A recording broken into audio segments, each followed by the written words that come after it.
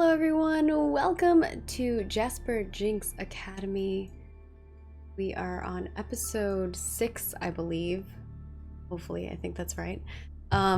Today, as you can see, we have a different crew of people who might not have been on last episode. And neither of them have watched, so they don't know what happened. So shh, don't say anything. Which I think actually makes it work much better. So we're going to figure out what Diane and Eon have been up to during the chaos that ensued last episode. You say chaos, and that just makes me nervous. It's fine. It's fine. You're fine. Just so you all know, that next episode will be the finale of season 1. So big things will be happening next episode, and there will be maybe a large crew of people on the stream. So it will be really fun. But today's episode, before we get things rolling and all of that jazz, we're just going to do the shilling part. So if you really do enjoy this show and you've been enjoying it and you want to see a season 2, click that follow button, retweet, share all the social. I'll just put an exclamation mark social in the chat. I think they actually have like specifically the tweet if you want to go give it a retweet and share some love over there. And follow Margaret Crone on all the places so you can see all the content. Except for YouTube, it's Margaret Crone Plays, because I made a vlogging channel. It's a mess. Okay, I'm sorry. If you're watching this on YouTube though, you're on the right channel. You made it. Hit that subscribe button, hit the bell so you don't miss out on anything. And now you have to, once you hit the bell, select one of the 3 options that's there, and who knows what's next. Maybe there's going to be another option from there, because when you hit the subscribe button to begin with, you really weren't sure if you wanted to subscribe yet. I don't understand YouTube's thought process on this. YouTube's strange. Someone will figure it out. And yes, Nika's cat is showing off her booty. And of course, if you want to support us in a monetary means, because I do pay my entire cast, hit that subscribe button. It makes a big difference. As well as if you're feeling super generous, you can donate. And another way that you can give back, especially for this stream, is if you're interested in the game, you can go to TTRPG and look up Witches and Spellcraft. It's up there. And if you're watching on Twitch, the link's right there for you. And you can purchase the game for an amount that you feel is suitable. And that also comes back and lets me, continue to pay cast members and things of that sort. But I think going forward, I'm going to have to figure out what I'm going to do, because it's very expensive to pay everybody on your cast. I'm just letting you know. So we're going to go around here and let everyone kind of tell you who they are, where you can find them, and of course, what character they're playing. And I know for some reason the text next to their characters isn't showing up, and it makes me so sad. So, but you can see their little characters. And we'll kick things off with Nika Harper. Where can people find you at? What have you been up to lately? And, tell us a little bit about Diane. Yeah, same old. For both you and Diane? I do a podcast with my boyfriend about little murder mysteries, and that's fun. And then that's called Thinkness, and I'm doing some stuff on the Games Done Quick channel. I've talked about this a lot, but I'm still excited about it, so I constantly talk about it, which is the way that it should be. You should be excited and talk about the things you're excited about. Yeah. You can find me at Nika Harper on Twitter, where I talk about these things pretty much all the time. I'm excited. Fun when you get to work on something that you actually really are passionate about, I pretty much hold out for that. It's really, really hard to do for me personally, to do a good job at something if I don't love what I'm working on and the things that I'm doing with it. But this weekend I'm going to be uptaking the 12-hour challenge, which is you pick a video game and you learn how to speedrun it in 12 hours. And that's super fun. What game are you picking? I'm thinking Lego Harry Potter years 1 through 4. Wasn't there something going on with Harry Potter recently on the Games Done Quick channel? Yeah. Potterthon. Potterthon is going on the 9th of August. It's August, right? It's August. See, I follow you guys. I kind of know what you're doing. And there was a thing on GDQ to promote that as well. So there was some speedrunning stuff, and that's kind of where I learned about this speedrun, and I went, that doesn't seem that hard. It is. it is that hard. The skill level of it is way beyond mine. But for 12 hours, I'm going to try and learn it anyway. So that's super fun. And that's just something that any participant can do. If it's your first time speedrunning, get into it. Other than that, my cat is being a jerk today, but that's about all the updates that I have. I am playing Diane. She is a social climber, well-meaning, but also morally ambiguous person who really doesn't trust the headmistress now. Aww. Head professor as. I remember that. Why not? Why wouldn't she trust her? She's totally trustworthy. She's not, and you're mean. She's just concerned about everyone's health and well-being. She thinks that, you know, maybe one of the students has gone through a trauma and I know what gaslighting might need is. a little bit of friendship. This is gaslighting, and I don't have to stand for it. Yeah, so she's kind of feeling a little bit off-put by that right now, because she thought she went out on a limb to say some crazy things and didn't get taken seriously. And in addition to that, felt like maybe there's, you know, the teachers not believing the students. Yeah. Crazy world. So yeah, Diane's feeling a little off kilter at the moment. And mostly is just doing what she always does. But yeah, that's Diane. Right. And then moving on over to Eon, played by Patrick. Patrick, how have you been? What have you been up to? What you got going on? And of course, tell us a little bit about Eon, the lovely, most cleanly witch that we've ever seen on this show. Of course. Never ever smells bad. It's great. I've been melting recently. I haven't spent a lot of time in my house the last 4 days. To a degree, I did my D&D night with the Lost Initiative guys yesterday. But other than that, I've been trying to stay outside because it is actually cooler outside than in my office. It's about 100 degrees in my office right now because my computer and my screens and lights and stuff. But I've been melting. But when I've been streaming, I've been playing a lot of Minecraft because I've jumped back onto that Minecraft train, and we recently started up a Pixelmon survival. It's like Pokemon in Minecraft, and we've been doing that. Cute. It's pretty dang fun because you're like, oh, I've got all the dorkiness of like Minecraft of mining iron and all that, but then you like craft the Pokeballs to go hunt. It's just a fun time. But I'm Eon. I am the best trash witch that Jasper Jinx Academy has ever seen, maybe. But I really think so. I believe I kept the trash can that the headmistress gave us last time, correct? You did. You took it. Yeah. I'm furious. Yeah, she was kind of questionable. I'm actually with Diane on this. I didn't trust her. It's bugged. Yeah, get rid of it. she gave me a receipt or something. I remember that, and so I kept that. You kept the receipt, and I'm just like, get rid of it. But she was gonna throw it away, which means it would just come back to me anyway. And I've been wanting to know where the trash goes, which is probably just an effortless, fruitless endeavor. But I still believe it goes somewhere. Yes, indeed.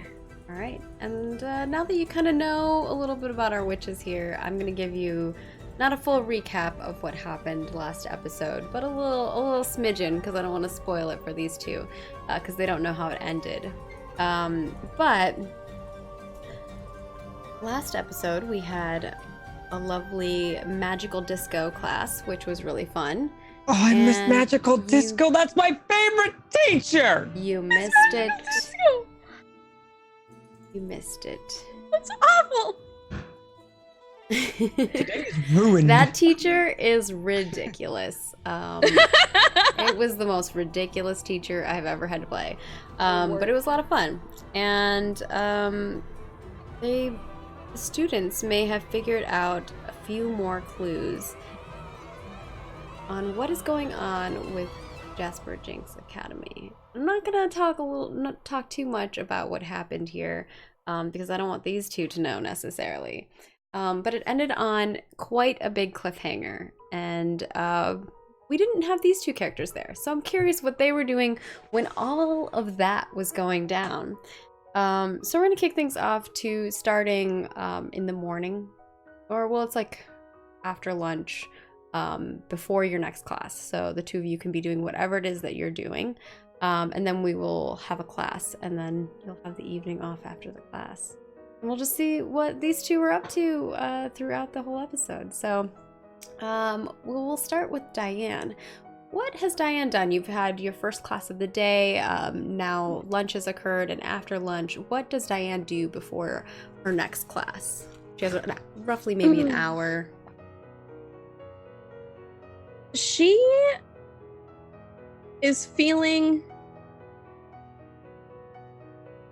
really frustrated.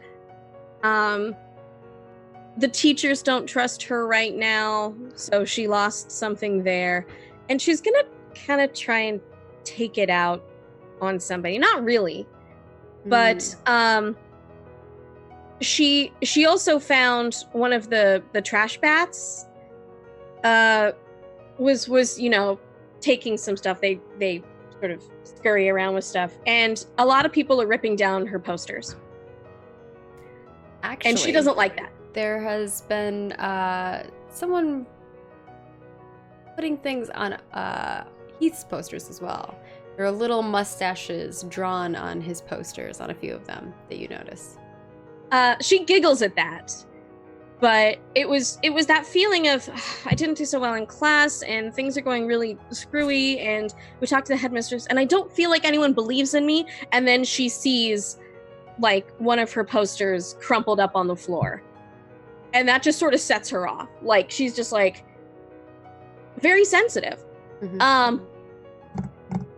So she determined to find something wrong with Heath, because he's like getting in on her best friend. Yeah. What's that? Like Ezra and him are hanging out? She's super sketch on that. So she kind of wants to see like how his campaign is doing. Okay. So she kind of goes to look for him, to see what he's doing with his little free time. See if he's hanging out with any girls. To maybe not necessarily instigate anything. No, nothing like that at all. But to see if he really means, like, is he really well? Like, if he actually means well with your friend. I mean, Ezra is your best friend, right? So maybe it's partially concern, but it's also like this little bit of you that hopes that there's something wrong with him, so that you can be right? Yes. Yeah. Because I feel it. There's this feeling in my stomach that he's not doing something right. And maybe it's just, maybe I'm the bitch here because he's not the kind of person who would like someone like, I like Ezra. Ezra's my friend. And he's all of a sudden so interested in her. I don't think so, kid. Cha-cha. No. This is all just some kind of political thing. I can sniff it out. Ooh, yeah. So Diane is off trying to see if Heath is really who he seems to be. Is he really in love with her friend, or is he a heathen? Ooh. Heathen. Yeah. I saw that from chat. I was like, I have to steal it. Thank you, Dragon. Heathen. So we'll come back to that scene. There's this scene where you see this crumpled paper and you just feel anger and distraught. And maybe you like pick it up and uncrumple it, and then you try to like put it back up. And you just kind of are like, okay, fine. This is how it's going to be. And you walk off to try to find Heath. On the other side, we've got Eon. You just finished your lunch. I'm guessing that you're probably eating your lunch from a garbage can somewhere, someone's old food. Maybe it's food that's been out for a day or, well, actually it can't be out for a day because everything here is, so the dirtiest you can get is someone's old lunch. It's like maybe half eaten. I imagine Eon would have just swiped it and gone back to his room and just kind of taken a nap. Kind of a thing. Saving the lunch for 2 weeks. That's how he plans. Nice. So, you're just gonna take a nap? No plans of doing anything else? I think he would read and study. He Eon likes reading, not studying, but he likes to read. So, what does Ian read? Comic books, the daily trash. Trying to think of like what is Cosmo like the biggest magazine in the world? So Trasho, you know. Yeah. So Garbo, right? good old Garbo. You're eating some good old, or you're reading some good old Garbo mags.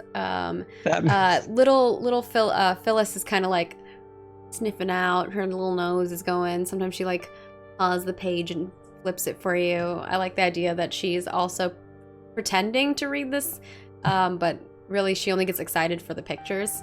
So sometimes Phyllis will just be Same with Eon. Same with Eon's like, ooh. Yeah, and like so you see little paw prints of Phyllis whenever you see something that looks interesting to her, because her paws are really dirty. She's also very green now. She's a green-looking rat, and every once in a while you hear her cough a little bit. Yeah, that's normal. I cough a little bit.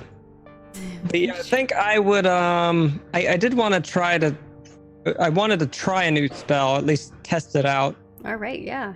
I guess my Calm Trash spell, which I used on Diane earlier, but I would probably be just testing it out on Phyllis. Okay. You know, make her feel a little better. Yeah, let's see. Yeah, Phyllis coughs a little. You hear a little. Yeah, so don't know if this will make him feel a little better, but little mouse coughs. Little tiny mouse coughs. Would I be able to get a? That's so cute. Little mouse coughs.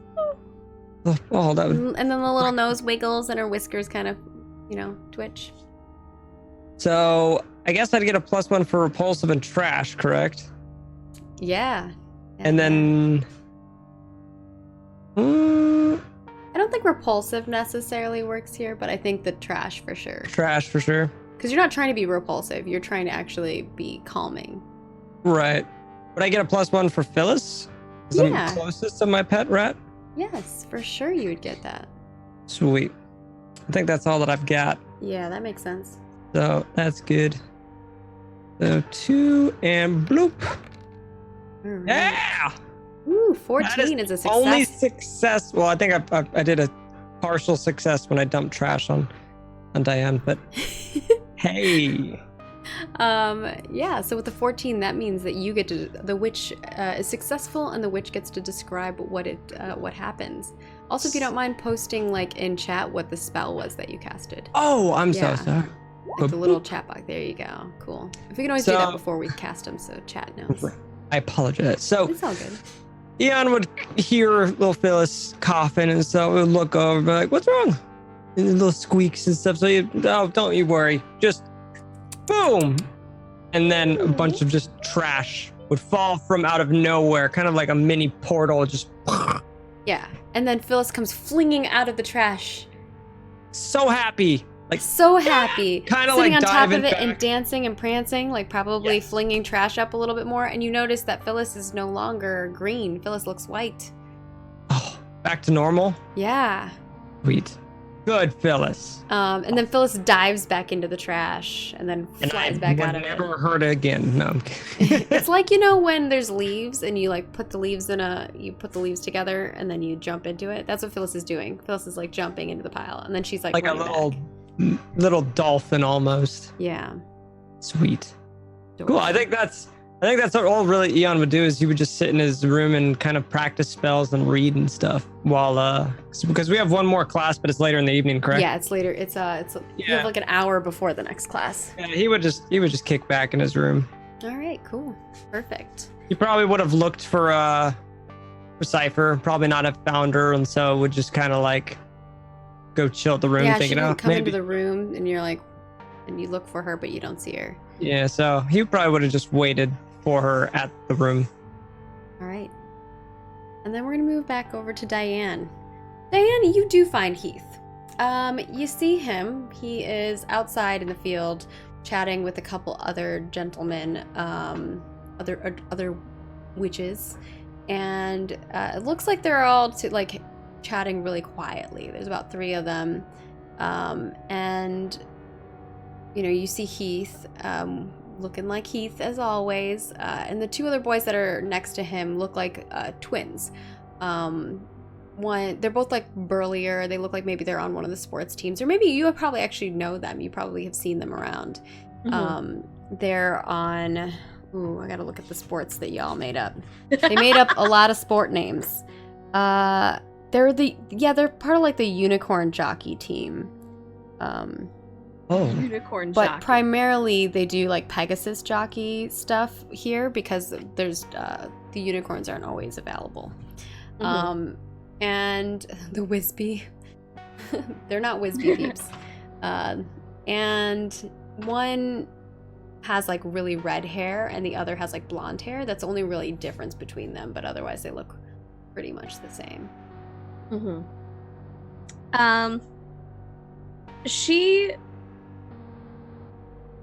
I don't even know what it would be. She just approaches him and she makes sure that she looks really nice. So for one thing, so she looks nice. And she says, "Oh, Heath, I was just looking for you." You were looking for me? And the other two guys are like, they like nudge each other. Like one of the boys nudges his brother, and the other one nudges Heath, and Heath kind of like moves a little bit because he's not as strong as the other two guys. Yeah, they're pretty big. Yeah. She, by the way, she sort of like, as she comes up, she says hi to the two boys. Yeah, So one kind of like waves at you like kind of dreamily, and then the other one kind of like nudges him, and he's like, "Hey, Diane. How's it going? Heath, I just wanted to say, I've been seeing people drawing stuff on your posters, and I think that's incredibly rude. And I just wanted to say that if I saw anyone doing that, I would not let them do that. I want this to be a fair fight." Oh, really? Absolutely. You sure about that? I think it's unsportsmanlike. As you would know a lot about sports. You seem to be very active in that. I am, but it seems like someone else has been taking down my posters too, and putting yours up in my posters' places. At that split second, Eon just needs to wipe his nose, and he takes one of the posters out, throws it to the corner of his room with all the other trash. I love it. Perfect. It was Ian, probably. I think it was you, wasn't it? You were like pulling down the posters. Ripping them like, yep. Yeah. He was definitely doing that. And that's why she was like, again, I wish that I knew who was doing something like this so that I could handle it. But I just wanted to say, you know what? It's not something that I asked for. It's not something that I want. I honestly want us to have a fair competition for who would be the student body council president. We actually need a title for that so that I don't mess it up. It's I think it's like normally in like boarding school you have like what's it called? I can't remember the name of it, but it would be, I think it's going to be student president. Yeah. Okay. Yeah. So student body president. She's just trying to charm so badly right now. Yeah, he looks at you and he like then looks at his other friends and he's like, "Oh yeah, it's like normally like head boy or head girl." I think yeah, it's like called. Prefects and things like that. But it's not. We're not British. Yeah, like, that's true. I don't really know what this is, so we're voting for it. Nobody votes for it. You get appointed. Like it's a thing. He kind of looks at his friends and he like rolls his eyes and he's like, "Look, I'm not gonna fall for your whatever that is. I know it's one of your friends. I saw them." Wait, who is it? You know? I don't, otherwise I wouldn't be asking. Look, I don't like talking poorly about people, but your friend kind of, the one that smells bad all the time. That one. Oh.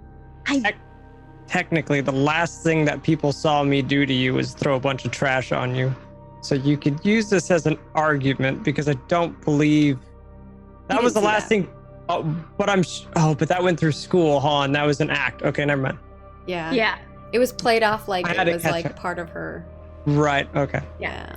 You know, the thing, I can't control how Eon thinks or what he does. Trust me, I've tried. I've tried telling him, please just be cool about it.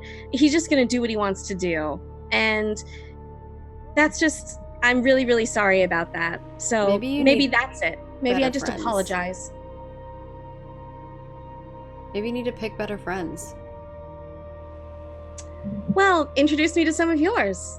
And then she smiles at the two boys. He waves at the boys, and one of them puts out his hand. He's like, "I'm Ned." He's like breathing kind of heavily. Like, Ned? offers his hand. Ned, yeah. Does he have a classified school survival guide? He's the redhead. Oh. Maybe Diana's thing for redheads. She doesn't know yet. Yeah. But she's going to be a little bit flirty. So she takes his hand and looks him like square in the face. I assume she's like of medium height. Is he like tall or short or? Ned and his brother are both really tall. They're tall, they're really burly. They look like football players, I guess would be like the best example. Yeah. And she's like, okay, so she goes, "Hi, Ned, I'm Diane, and unfortunately, both me and Heath are going for student body counts." I'm gonna get it right someday. Student president. I know. And I like Captain Cauldron. Cauldron Captain. Cauldron Captain sounds awesome. So Diane for captain? No, it's still president. President, I guess. Yeah, something like that. But it's so nice to meet you. Yeah, it's nice to meet you too. He kind of stutters and he like shakes your hand. Yeah. And looks over at other friend. I'm Ted. Ted kind of puts out his hand and shakes it.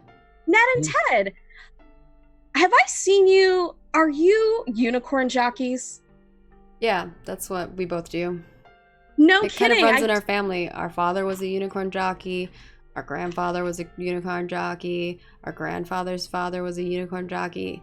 I don't know. I guess that's what we're meant to do. Well, I've seen you both, and you're so impressive on the field. I can see exactly where it comes from.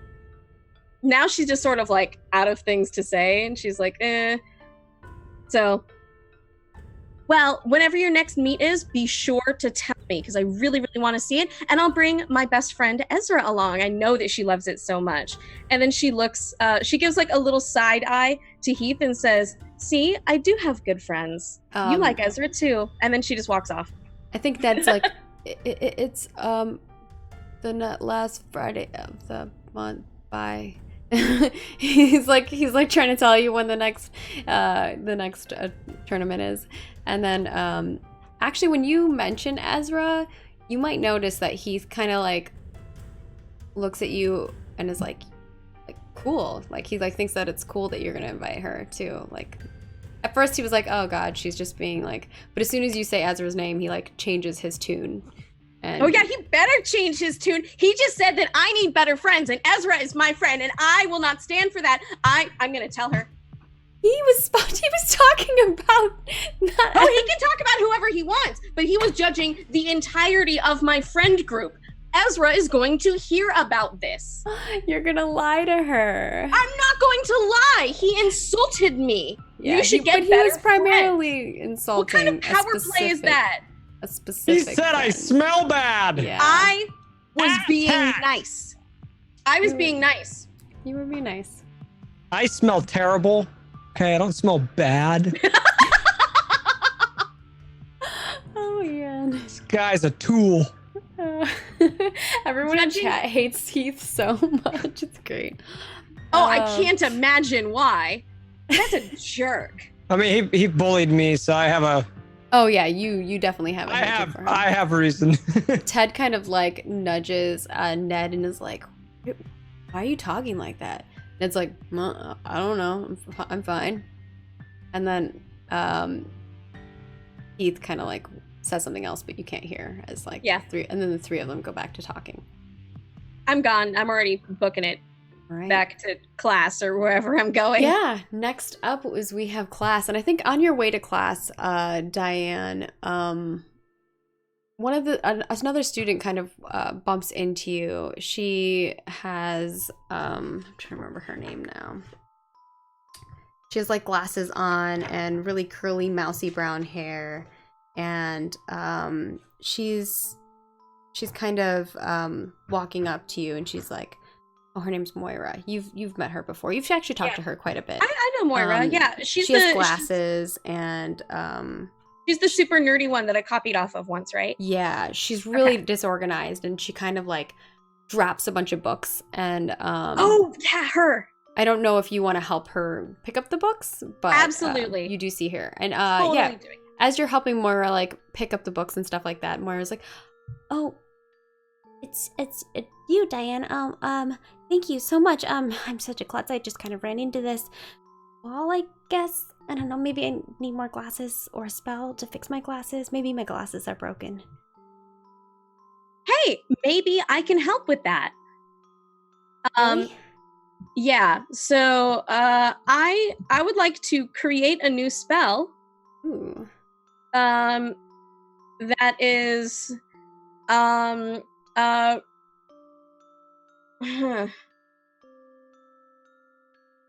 Diane special. I don't know. Yeah, I was thinking Renaissance woman. Ooh. That when someone has a problem, Diane can probably figure out a way to remedy it, or like something that they can do, like a good idea that comes about from that. Okay.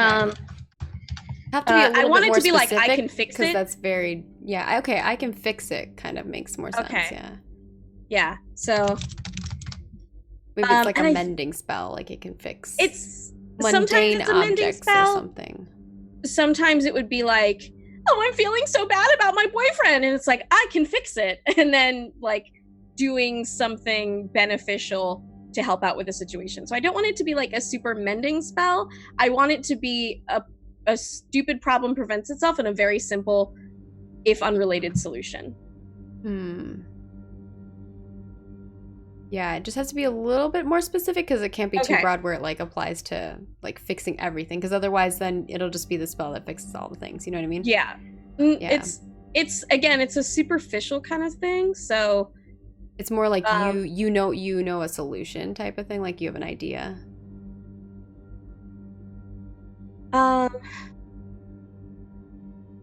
Because she's always going to try and be overly helpful, and it might not always work. Yeah, is kind of the point. Right in chat said something about like advice. Not really advice, because she's going to actively try to do it. No, I said go down. Thank you. Level 0.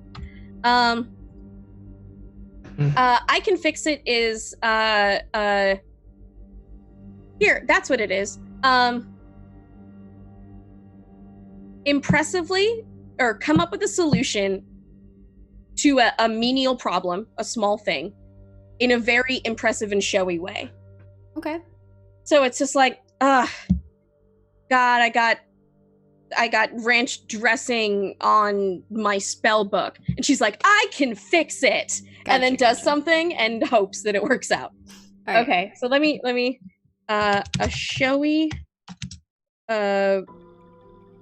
possibly unnecessary solution to a menial problem. I didn't spell necessary right. There we go. I still didn't spell unnecessary right. It is kind of one of those weird words that has like N's and C's and S's and E's. 2 N's, like, 1 what's C, happening? 2 S's. I got it. I write a lot, and like for my job, so a lot of the times I'm reading stuff and I'm like, I've read this word 5 times now. Did I spell it wrong all of a sudden? You know, like it's one of those things. I hate when you stare at a word so long, it just tends, like after looking at it for like 5 minutes, you're like, that's not how you spell Uno. Like, or how you say it. Like, the more you say a word, the less it means anything, and then you just understand it as sneeze.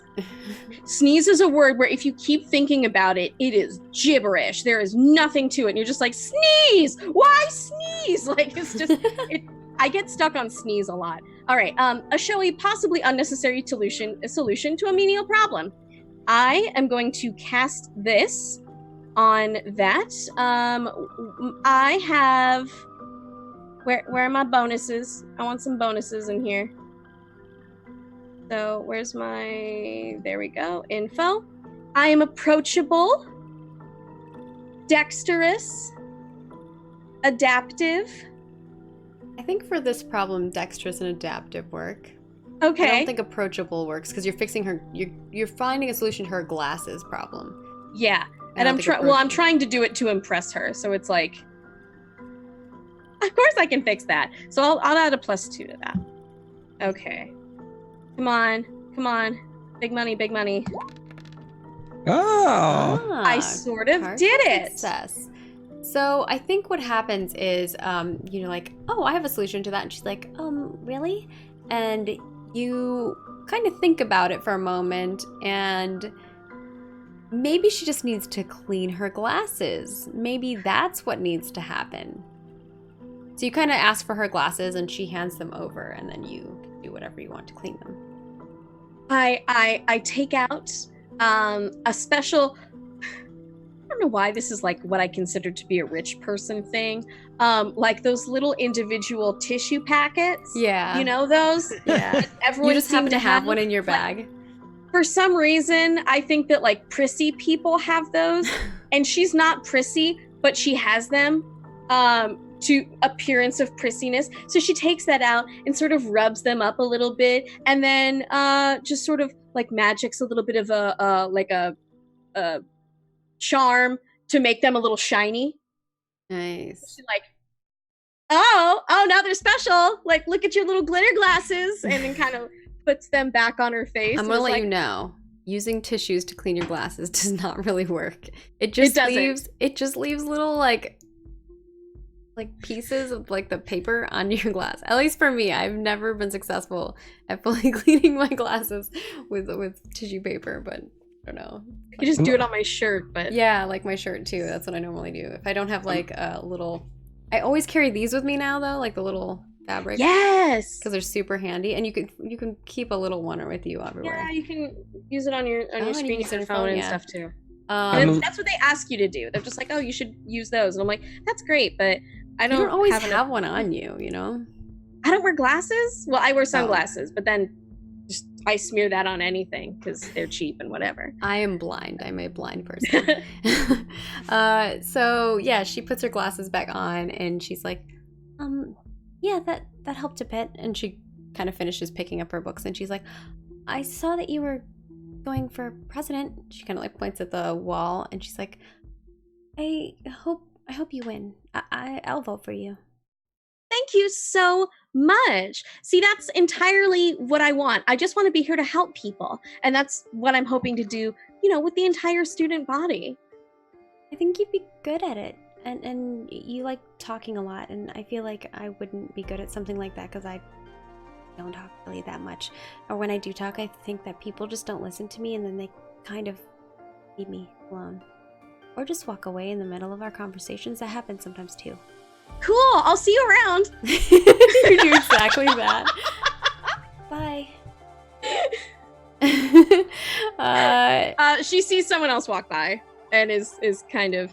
And the camera kind of like pans, and you see. I was really hoping you were gonna do that. The camera pans, and you see on her book she has like the anatomy book that's like in her hands, which is the same class that the two of you are going to. So you all are going to the same class, but you're like, bye, because you see Eon. Eon, you are walking to class, and Diane sees you. Hey, Diane. Guess who was shit talking you? I guess everybody, but everybody, yeah. Oh, you talked to Heath. I'll point to a poster that I'm standing next to that I was gonna tear down. It has a mustache on it.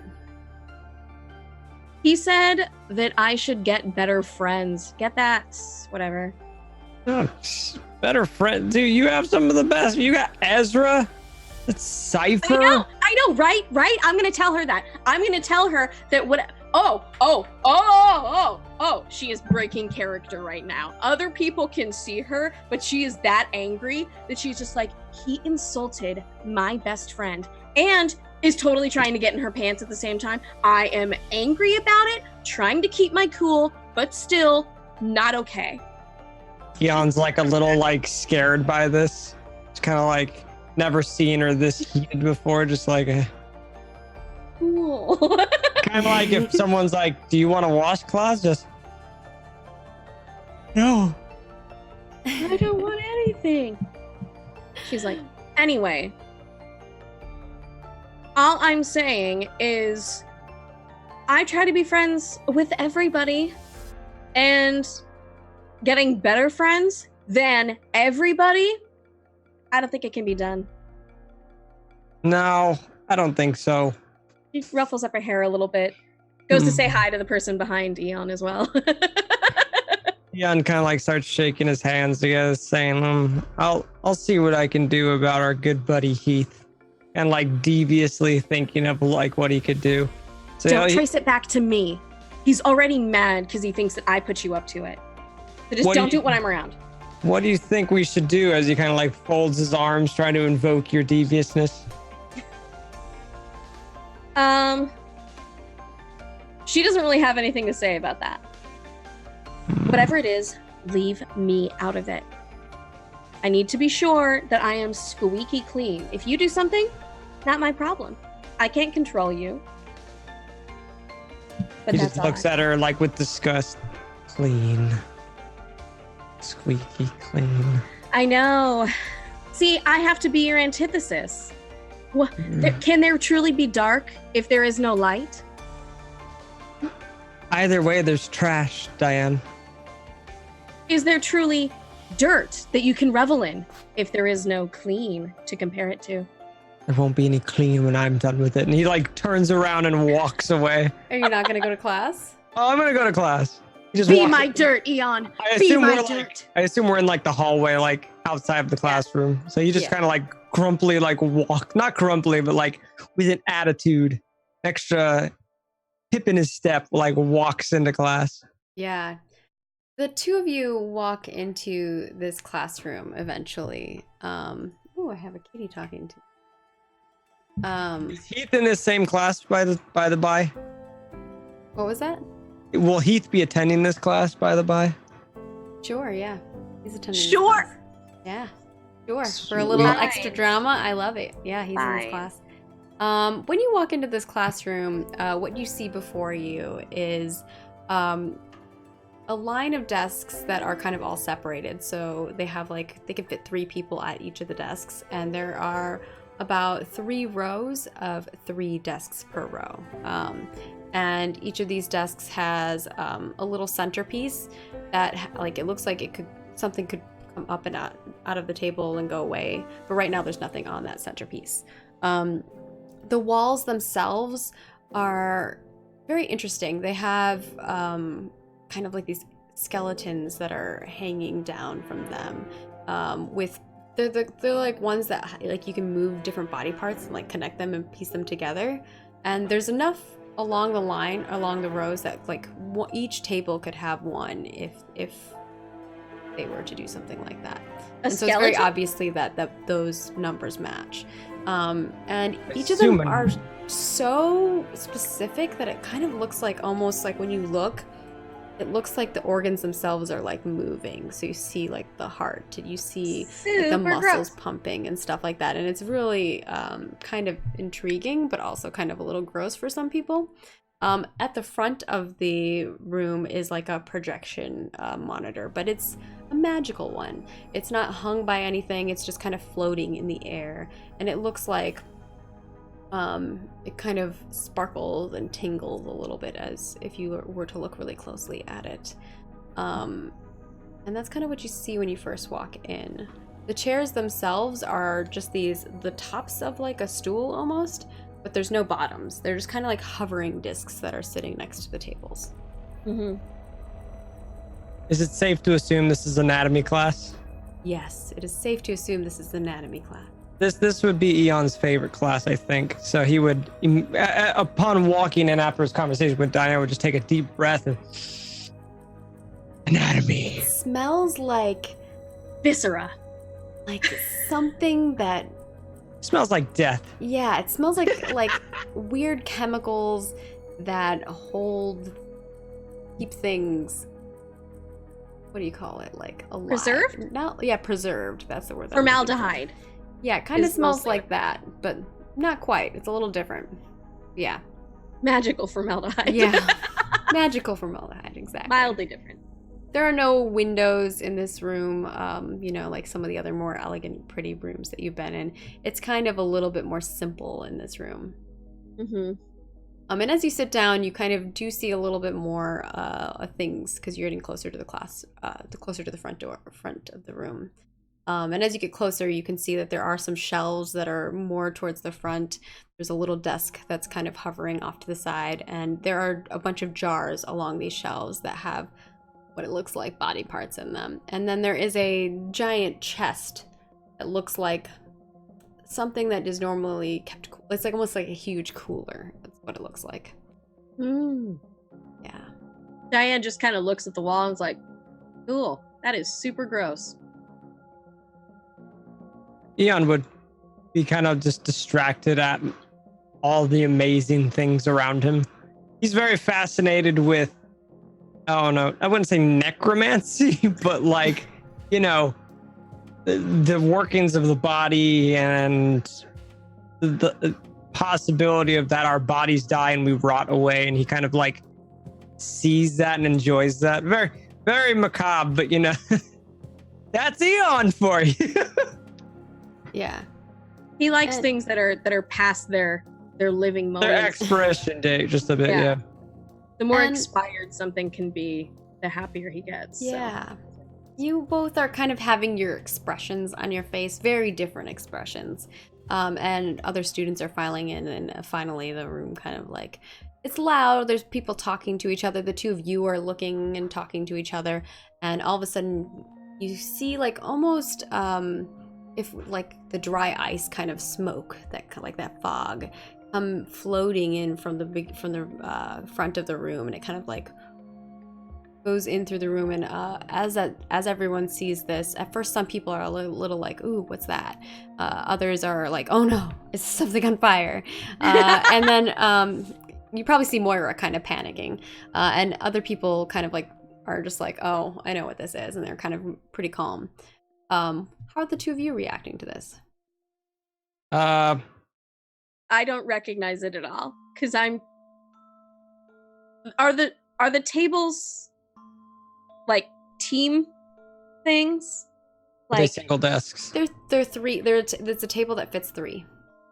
I'm sitting at the desk where Heath is at. Is Heath here? Yeah, Heath is here. I'm gonna try and sit with him. Do I know who he's sitting with? Yeah, it looks like there's another student that's sitting next to him that is there. Eon is gonna sit directly behind them. Okay, you're right behind them. Oh, this is gonna be terrible. I would assume great. Diane would like to be at the front of the class, but I can't assume. That is up to Mika. But I'm wherever Heath is right now. Okay.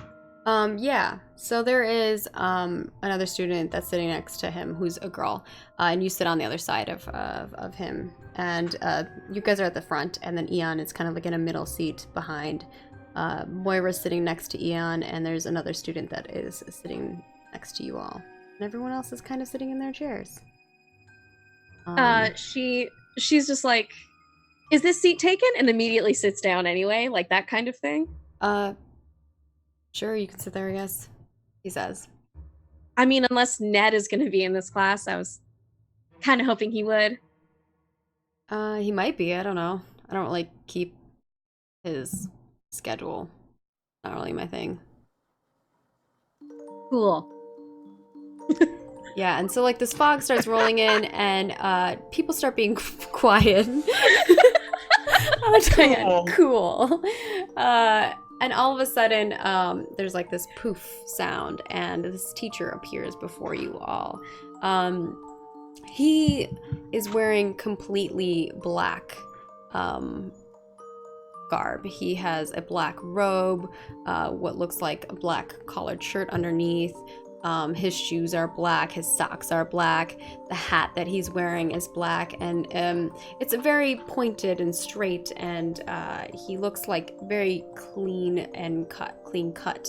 But he has this horrible frown on his face. He looks like he is the grumpiest person that you've ever seen in your life. When you look at him, part of you is like, Guy looks like he's gonna murder somebody. He just looks super sad all the time, and he's kind of like middle-aged. He's not super old or super young, but he just kind of looks at everybody, and he waves his arm up in the air like this, and you just see this flash of spark come out, and then all of a sudden, in his hand is a black cat. It's sitting, and it's like, meow. Does the cat look equally upset, or? It looks like it's like showing off. It's like, yeah, I'm here. Diane is like, Look at me, yeah. I'm glorious. I'm a beautiful black cat. It's like a little kitten that's black, and it's very slender, and its coat is very silk, and it just looks like it feels real fancy. And he puts his hand down, and the cat kind of jumps down, and the cat like stretches, puts its little butt up, and then like kind of walks off into a corner and kind of curls up in what looks like a little like cat bed that's floating. Diane looks around the entire classroom. She's delighted. This is great. Cats are great. She's like, oh, cool. She looks around, and then she just sort of whispers, is the cat gonna die? And Professor Oleander stands before you all and says, hello, students. Today, we are going to learn about anatomy. I am a hands-on teacher. I feel that you should experience things if you're going to learn anything. That's how I like to do things. That's how this class is going to work. All right? Cool. Now, today, as you saw, my feline friend is here to observe you all and make sure that you are treating her kind well, because we are going to be working on cats today. Now, oh, no, Diane. the non-magical humans in our world, they tend to not treat black cats very well, and, it's a sad, very sad thing. He kind of like looks off in the distance. He's such a depressing person. You guys made this teacher. I don't know.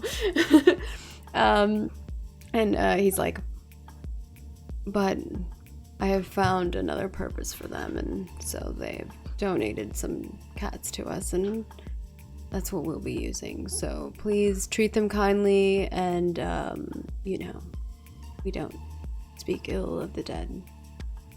What? And he kind of motions his hands. He spins around, and he just twirls until like yeah, you're like, what? He spins around and twirls, and you just see this like almost like a tiny hurricane around him, and before all of you are these little hurricanes in the center of all the tables, where that centerpiece was that I was talking about at each of the tables appears a dead black cat. It's laying there. He turned into a tornado of dead cats. No, he like spun around, and then he made little tornadoes on everyone's tables, and then that turned into a cat's, and then he stops, and he's like, he puts his hands out again like he did before, and he's like, he summoned dead cats. Yeah, he summoned dead cats. That's what he did. And he goes, you all have cats on your table. I don't know, you all made a grumpy, energetic person. How am I supposed to act that? That is the character that you made. Oh my gosh. So in this game, I made this game, but also like the players get to decide like on the... It's a very interactive game. And it's very interactive. So you get to pick the adjectives and the names of the teachers and what classes they teach. And this is what they chose. And I'm like, oh God, how do I make a grumpy person who's also energetic? So I'm like, he's super grumpy and like melodramatic and like super energetic with like the way he does things, and I feel like hopefully that it plays off. I don't know. Let me know what you think. Humorless and Jolly was Jacobus. Yeah, so. Humorless and Jolly was Jacobo. I think that one worked really well. Y'all were laughing at him. This does too, but dead cats is a lot for like me personally to take. So Diane's gonna have to keep it together. It's anatomy, man. They have to show you on like something. Yes! There are skeletons here. which are currently beating. Yeah, Nika, but I need to, as a GM, like tug at you, you know, get it those strings. The black you know? cat. Yeah. He threatened You're me just with being mean to the player. He gave the story of, and he said to treat them well, you know. No, it's good. He was saying how sad it is, because it is sad that so many people don't like black cats because it's stupid. I'm down. I'm in it. You know, I'm working with it. And he's like, today we'll be learning about the anatomy of our feline friends here. When he says that, Eon's just gonna start laughing. He turns and looks at you, and is like, his eyes are like piercing into your soul, and his face is like, he's horrifying. And he's like, this is no laughing matter, Eon. What do you find is so funny about this? Eon will just say, I like how grumpy you are. I'm not grumpy. Anyways. And I'm not wearing trash, Mr. Oleander. Please stop disrupting my class, Eon. Or I will do something about it, and you will not like it. And he swipes his hand, and part of your outfit is cleaned off. He points at the screen that's hanging and hovering, and he kind of motions his arms, and he does like these big, like kind of hand gestures, and all of a sudden on that monitor is now, or not monitor, that projection is this body of a black cat. But you can see kind of like the inside, so you can see all of like its brain, where its esophagus is, and so on and so forth. And he starts pointing out. He points to one thing, and kind of there's like a little red dot that points from his finger, like magically, and it kind of little red dot. The cat in the corner looks up, like is kind of like watching the red dot, staring at it. And after a while, it gets bored and starts and like curls back up again, with one eye, still watching everybody. And he kind of points out all the body parts. He's pointing out like the spinal cord and so on and so forth, and the liver, and he's telling you about what all these body parts do.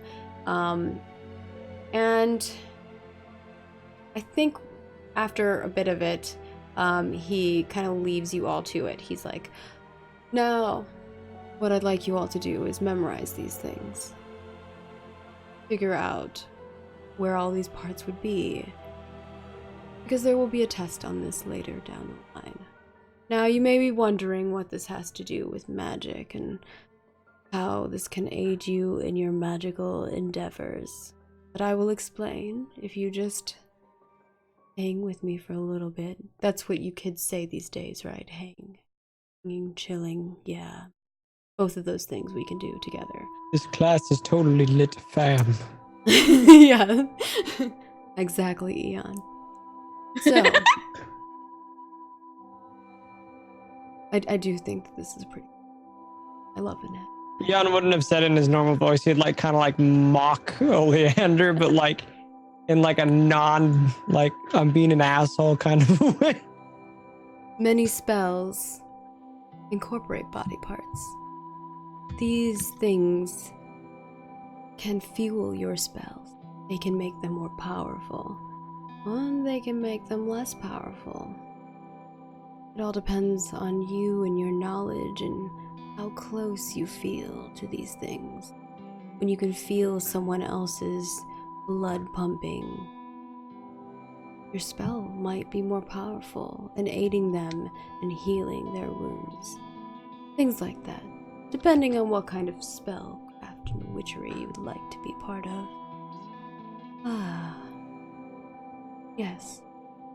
So, I will leave you all to your studying. When I return, we will be doing a test. And he poofs away, like, and this cloud, this, like, that same, like, cloud of, like, smoke kind of trickles through the room and down by your feet, and the cat stands up, jumps down, and sits on top of the desk of the teacher, and kind of watches you all. And it's sitting very pristine. Once in a while, it like licks its hand, And like rubs it on its face. And I will Diane does it too. You kind of mimes it like, yeah, we're buddies now.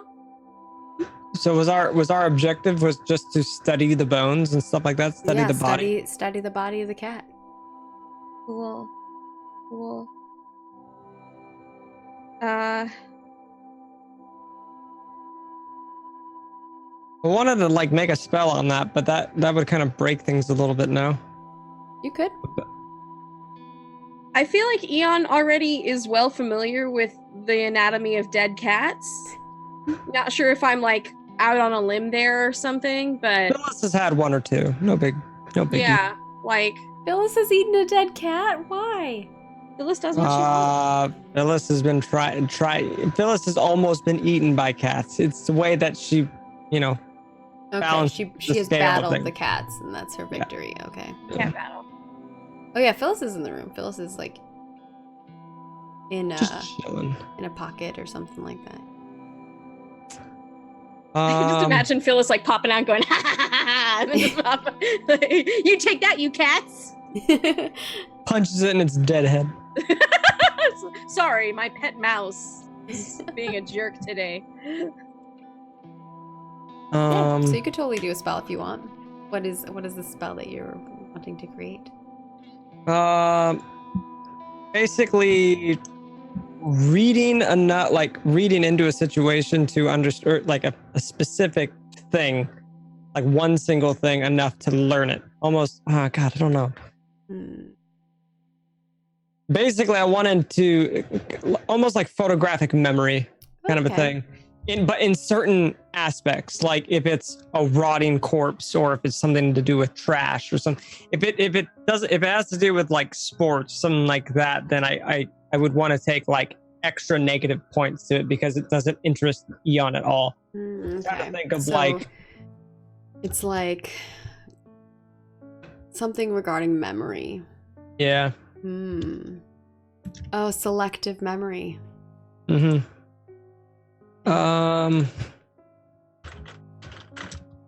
like that.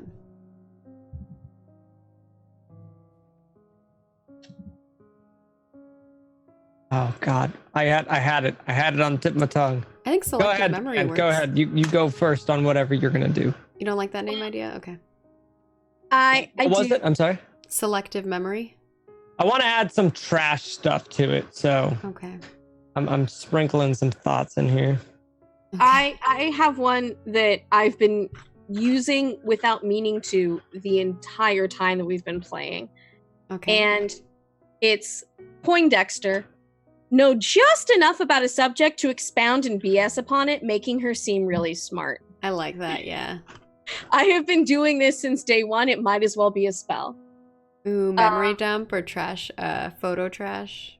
Trash memory. Memory dump. I liked memory dump. Memory dump's a good one. But that kind of like implies that you're... Well, I guess you're... Cipher, really. Yeah. You are kind of putting out memory that you remember, so that memory dump does work. All right, you gonna cast that, Nika? I am. I would say devious. Adaptive. Okay. Moral ambiguity? Definitely. Okay, so is that... Instead of actually studying, y'all are using spells. 3? Yeah.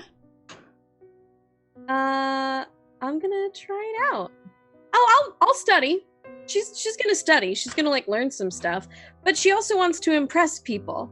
So she wants to make sure that come on. Yes. 17 is a success. I deserve this. Like, again, this is something that she should have had from the very beginning. I love it. Because that's all I've been doing. So, with the 17 success, you get to... That was so close to a crit. One more and it would have been a crit. Yeah. You get to do whatever it is that you wish. I am not only going to, like, know a bit about this, I'm going to showily help other people. Hi, kitty, at their tables. So like someone near is just like, oh, I think that's the liver. And I'm like, oh no, it looks a lot like the liver, but it's actually the spleen. You can tell because of this little bit right here. See how they're the same shape? And she's like, she's just kind of, she's the worst right now. So like teacher's aide helping kind of thing, where it's like, cool. I'm glad that I'm learning, but also I wish you weren't so pedantic about it. Like that kind of thing. Yeah. So I think what's happening at your table specifically is that Cersei, who is sitting next to the two of you, Heath is in the middle of both of you, is like kind of not the smartest kid. She doesn't really know what she's doing.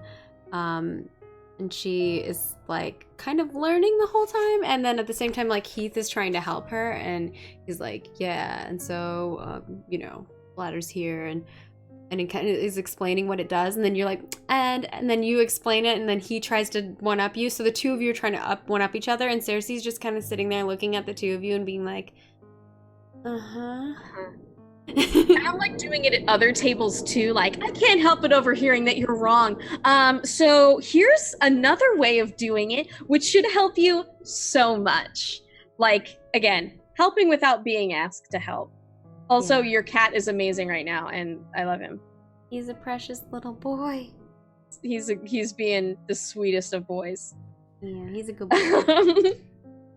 So yeah, competitive helping. And so she's like, well, the entire class needs my help. Or, oh, look at me, I'm so knowledgeable. I'll help everybody. But it's like sort of helping. The cat in the table is kind of like watching all of this that's going on, and at one point the cat kind of like stretches out, lays down, and puts like its both of its paws like in under and like lays down and watches. And Eon, your plan here, did you figure it out yet? Yeah. All right.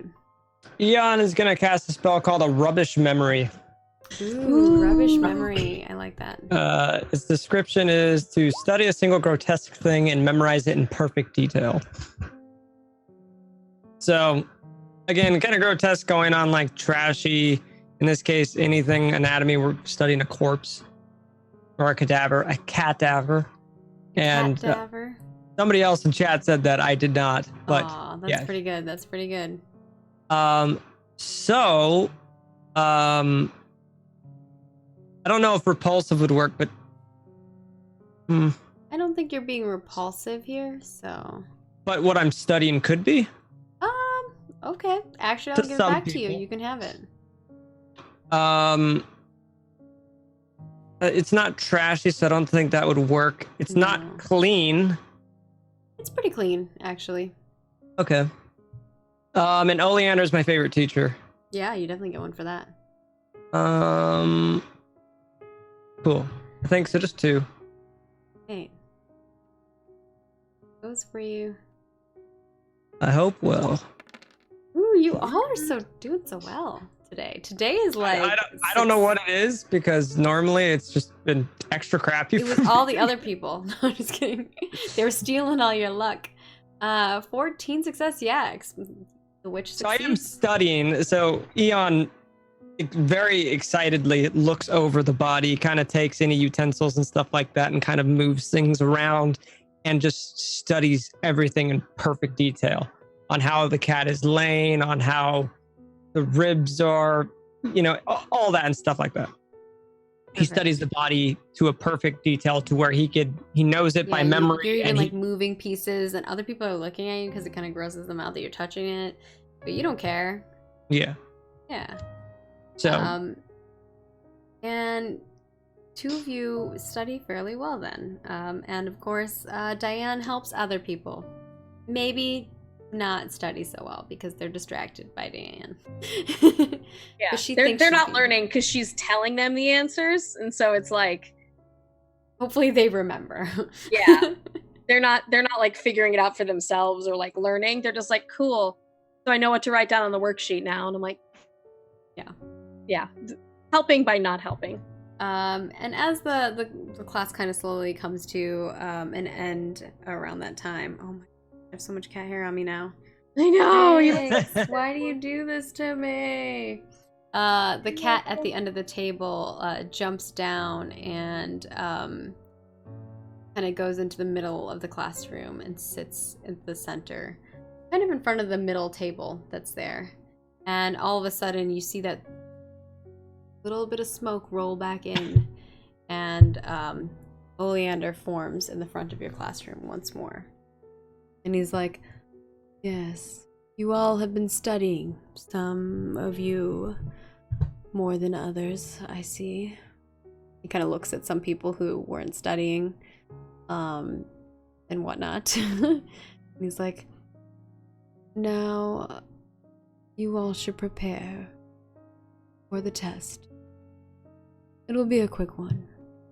I've randomized the questions, so it will be different per person.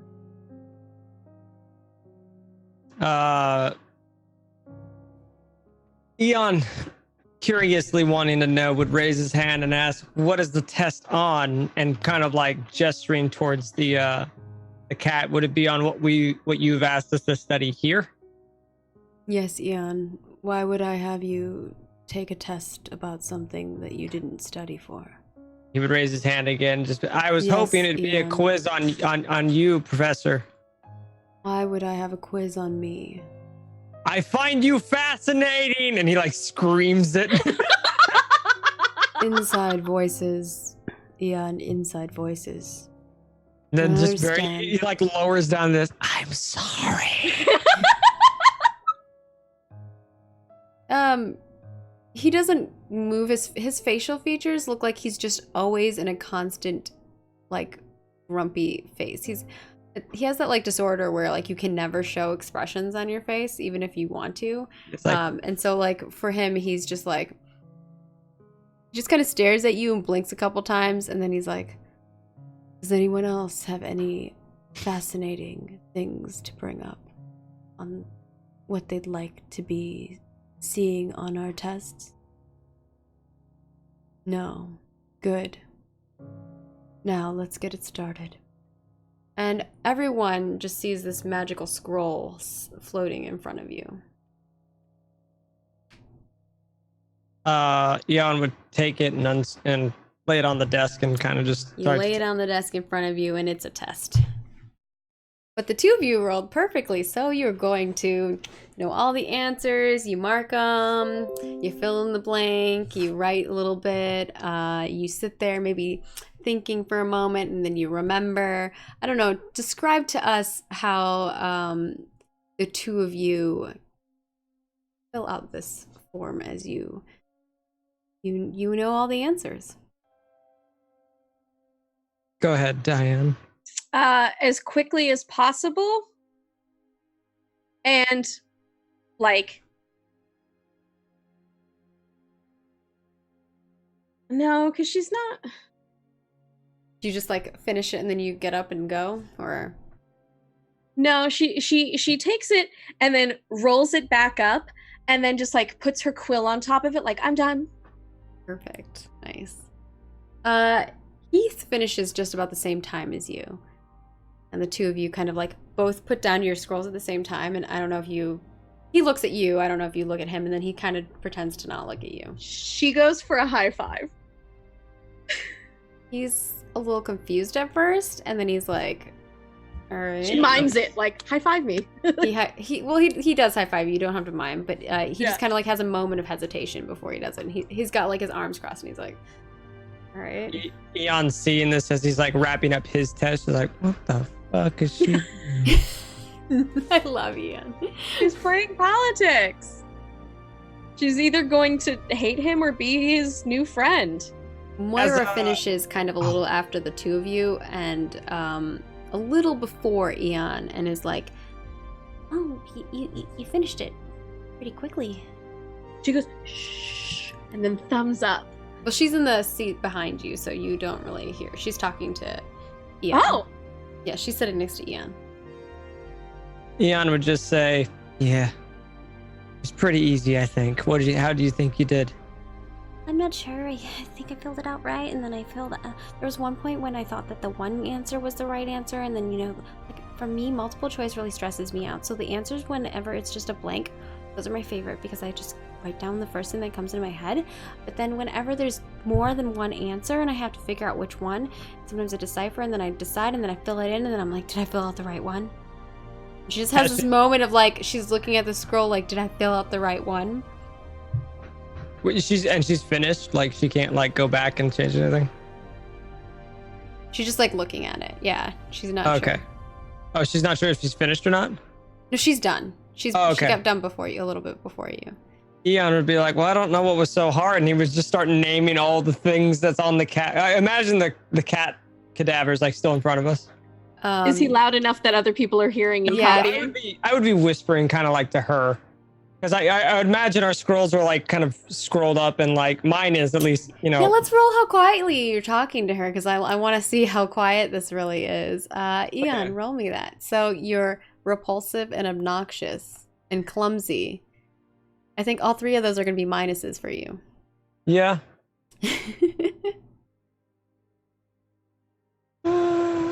Yeah. Oh yeah, Moira's mega stressed out. People are like, I can identify with her. Yeah. You think you're talking quietly, but let's be honest. Eon's quiet is definitely not normal people's quietness. And before you even finish saying the second one, like it's almost like you're muted. And you're still talking, but like Moira's like, I can't hear anything you're saying. What? And the teacher all of a sudden like appears and poofs in front of you or like on the side of you and you can, or like behind the two of you and is like, taps you on the shoulder and he's like, Eon, no cheating allowed. And am I able to talk again or no? You were talking the whole time, but he just had you like muted. Like, quieted it down. But now you can talk again. Eon would just say, I wasn't cheating. Sir, give me another test. I can tell you everything about this. We were just discussing her test. You were naming off things. These are things that are on the test. There are other students around here. Well, they should finish quickly. I felt like this was a fair test, and it wasn't that hard. I agree. I apologize. I was only trying to help my classmate, and puts this kind of rubbish, trashy arm over her shoulder. Moira kind of like curls in when you touch her, and she's like, mostly not because you're trashy. It's more because she doesn't like when people touch her. And she's just kind of like, oh, this is weird. And he's like, please keep it quiet here. And he kind of like motions his hands, and the two of your tests kind of disappear into smoke. And he disappears as well. And then all of a sudden he reappears in the front of the class, and he's just kind of watching the class. And slowly everyone finishes their tests, and that dinging, lovely sound of the end of class bell goes off, and everyone starts scurrying away from class. And that's your last class for the night. So the two of you are able to do whatever it is that you want. It's tough. Eon would approach Diane if she's obviously not with Heath. I'll let Diane or Nika figure out what she's going to be doing first. But yeah. She's just gonna nicely say goodbye to Heath. Yeah. See you later, Diane. By the way, our next well, it's really a Pegasus jockey thing. The unicorns weren't available this time. Is next Friday if you and Ezra want to come to our meet. Would I be close enough to hear this? Sure. Because I'd be trying to like approach Diane, but not like get anywhere near Heath. I think like Diane notices you kind of approaching, and she's like casually like no. She's like, great, yeah, that sounds great. I'll tell Ezra about it. She probably already knows. She's so smart and cool and good to know and a great friend. I'm sure that she'll know everything already. Well, I'll see you around. Yeah. All right. Yeah. Next Friday? Not. He like picks up his stuff. And the other girl, Circe, kind of like asks him a question, and he answers her. And the two of you are chatting. How do you think you did on the test? I think I did well. How did you do? Eon just immediately starts, well, I didn't think it was that hard, as you can see, and he has the cat. I wanted to make that notion before we walked out that I took the cat. And maybe Moira's, and just like, as you can see, this is this, and he just starts naming everything perfectly off. Yeah, no, I was there. Cool. Very proud of you, buddy. It was really tough to remember, though. Real proud of you. Like right near the neck of the kid, like right, and he like shoves it in your face. This is still gross, but I know a lot about it. Okay, cool. Can you like bring a little down? You're up here. You be a little down here. Little down here. Oh. Like yeah. Put it in your bag. Oh, okay. Puts it in the tub of lard. Even more disgusting, but this works. But what do we do with this one? He pulls out the one from Myra's. No, there's only one at the table. Oh, it was in the centerpiece that you all were sharing. Yeah. Well, then I would. You could have taken ours. Nah, you guys were in front of me. I wouldn't have been able to snatch that. That's okay. Yeah, probably not. Right. True enough. It's not like dinner time or anything, is it? Probably not yet. It is not dinner time yet. I have no idea what I'm going to be up to right now. I don't know what she would be doing. She's already harassed Heath like a lot today. Which would be my go-to. I would want to talk to Ezra, but obviously that opportunity is not directly here. For some reason you haven't seen her today. Yeah, and that's kind of strange. Mm-hmm. She does have a different class than you during this time frame, so maybe, she's studying. She's in disco or something. She really enjoys that, so maybe she's like doing extra disco. Is there... Oh, you know what? I have a favorite place. My favorite place in the school is the courtyard, because that's where I can show off. Yeah. So I'm going to go to the courtyard and do something. Okay. Yeah. So are you following Ian? There are some trash cans in the courtyard. Yeah, I'd probably just hang out around the trash cans. Yeah. So the two of you go out into the courtyard. The courtyard is so normally when you go into the school, it's there's this big archway, and there's like the courtyard with a garden, and there's like this giant fountain that's in the center. Coming from the school doors, you are going through these large, intricate, ornate doors that have designs on them, and the stained glass windows have these beautiful Pegasus, and they're all colored gorgeously. And when you kind of look through, you can see the light shining through them in all the colors. And as you walk out of the courtyard, there are two sets of doors on each side as well, and then the big archway that's in the center. There are a bunch of hedges with flowers blooming on them. They're gorgeous. They're like these blue sparkling flowers that kind of like they tingle a little bit. It almost looks like there's translucentness about them. And then there's some that have like they're strobing lightly and changing color. And the fountain in the center has a smaller Pegasus than the one that's like way out in the past the archway. And there are benches and things like that. She strikes up a conversation with somebody who would know where Ezra is.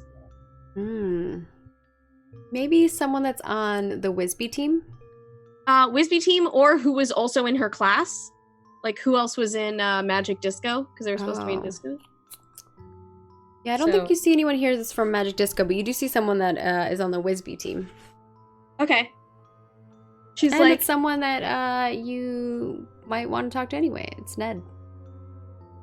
Ned's on the Wisby team? Oh yeah, Ned's on like every team. Okay. That's like Eon's the only thing he's good at is sports stuff. Eon's gonna be sitting like kind of like in a trash can, just propping his feet up against like, you know, just like. Wait, you're on a bench and like there's a trash bin that's like really nicely sitting next to the bench. But you're like leaning your feet up on it, is that what you said? Or you're sitting in the trash can? He's sitting in it. Yeah, you're sitting in the trash can and using the bench to rest your feet. Exactly, yeah. Okay. Just straight up chilling, watching kind of Diane just frantically run about looking for somebody, and but she not. finally finds someone who might maybe know where Ezra's at. Yeah. She kind of like waves, super surprised, walks up. Ned looks behind him like you're waving at somebody else and then realizes you're waving at him and he's like awkward waving. Is he stupid? You can tell me. Is he what? Is he stupid? Oh yeah, he's kind of dumb. He's kind of dumb? Okay. Yeah. He's definitely not the brightest. She knows this, right? Probably. So she's like, okay. Okay. She's I think you should roll for it. You should roll to see if you know. I think Diane would kind of get that feeling. He's like, just, yeah, he is not the brightest in most of the classes, but he is really good at magic when it is relevant to like sports stuff, like lifting and that he's basically the Eon, but of sports. Yeah, he's just really good at sports. Not so good at the other things, like talking or spells. He might be actually maybe good at magical disco. Oh, probably. It's a very physical Yeah, that's sport. what's like getting him through school is the magical disco course. We got there on a scholarship. Yeah, alchemy and anatomy, and actually maybe he's not that bad at anatomy because he does know a lot about like muscles and stuff, but there are certain parts of anatomy that he just does not get. But alchemy and herbology, he's like not doing so hot in. Okay. But yeah, like when it comes to general wits, he's not a social smart he's person. Like, yeah, he's maybe a little social inept. Okay. His brother Ted is the charismatic one. Ted seemed like a real peach. Like, yeah, he's super peachy. Man, everyone around Heath is like a little bit of a dick. Yeah, kind of. Yeah. So yeah. So she walks up and goes, "Cool, so fancy seeing you here. Your next meet." Yeah, your next meet is on Friday, right? Yeah, it's next Friday. I just heard from Heath. I'll totally have to show up and see how well you're doing. Wait! I was trying to tell you before, but then you walked away from us. Oh yeah, I was gonna be late for class. Right. Class. You know Ezra, right? I'm in that class with you. The last class, anatomy? Yeah, he was in the class with you. No, he wasn't. Yeah, he was. Yeah. Yes, he was. He was sitting in the far chair, farther right. It's one of those things where, like, you know, he has a crush on somebody who's in the class, and they don't notice him ever, and all of a sudden they've noticed him, and you know, it's. He's actually not in the class. He's just slowly stalking. no, he's in that class. I actually have him on the thing, and it says his name in the season. I believe you. All right, she's like, "How'd you do on the test?" I think I got like one of the questions for sure right, but then the one about art valve thing, it's not really my thing. Yeah, there were a lot of questions on the test. You got one of them right. Yeah, so that's good. I'm confident about the one. Good. You know Ezra, right? Yeah, she's on my Wisby team. She's really good, and so is her brother. Like, we all look up to him. That's great. Have you seen her at all today? Is there like Wisby practice or something? I don't. Is there Wisby? I don't think there is. Take your time. If there is, it might be late for. No, No. It's not today. No. Okay. I think I might have saw her after Magical Disco. She was with that girl, that new girl. The one that wears that weird clothes with the mesh stuff. It looks really uncomfortable. Yeah, she's uncomfortable too. But she's awesome, much like her clothes. Hey, look forward to seeing you on Friday. She kind of just waves her spell book around like, I gotta take this. I gotta go talk to her about taking it. Disco. I have to talk to her about disco. Okay. Well, I guess I'll see you then next Friday. Friday, yeah. For the thing with the jock. She's already kind of like walking away again for the thing. Bye. Hey, Diane. Hey, what's up? Yeah. He like walks over to you. He's like, so, I was curious. Oh no! Please don't do this. Would you maybe want to, like, go to the witch ball with me? That weird fall thing, people dress up and stuff.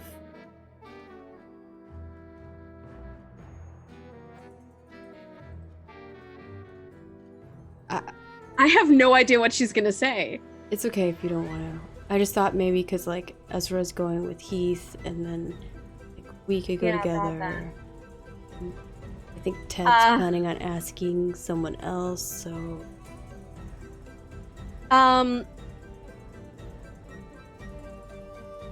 Is she going to lie?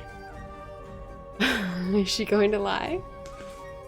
You should have a spell that just poofs you out of awkward situations.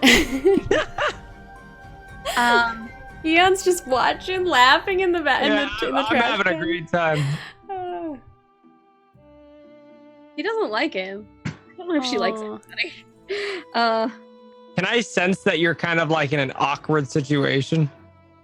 I do not dump trash on me, you jerk. She is going to use. I was gonna use a new spell. She is going to use. I can fix it.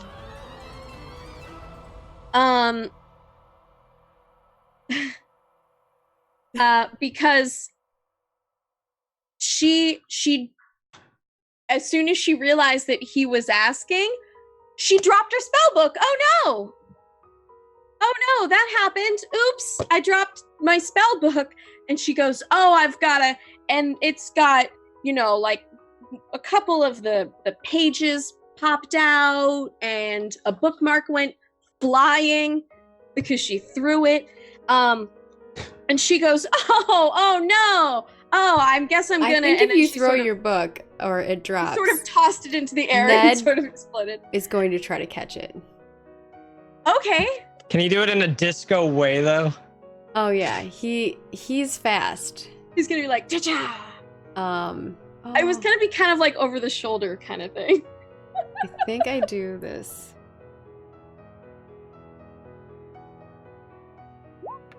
Ooh, he partially succeeds. So, yeah, he's gonna like kind of move really quickly to go and catch it, and he catches the book itself, but the parts that kind of flew out, like the bookmark and then one of the pages, he doesn't quite catch those. Okay, so they all fall to the ground. As that hits the ground, can I send Phyllis to the rescue? And I just hurl Phyllis and like. Oh my gosh! Don't hurl Phyllis. I was doing this to use my spell. I can fix it. Oh, okay. Which is to gather all that stuff up, which could be, if she's in the line of fire, would also be gathering Phyllis. And if I fail at this thing, I don't know what's going to happen to Phyllis.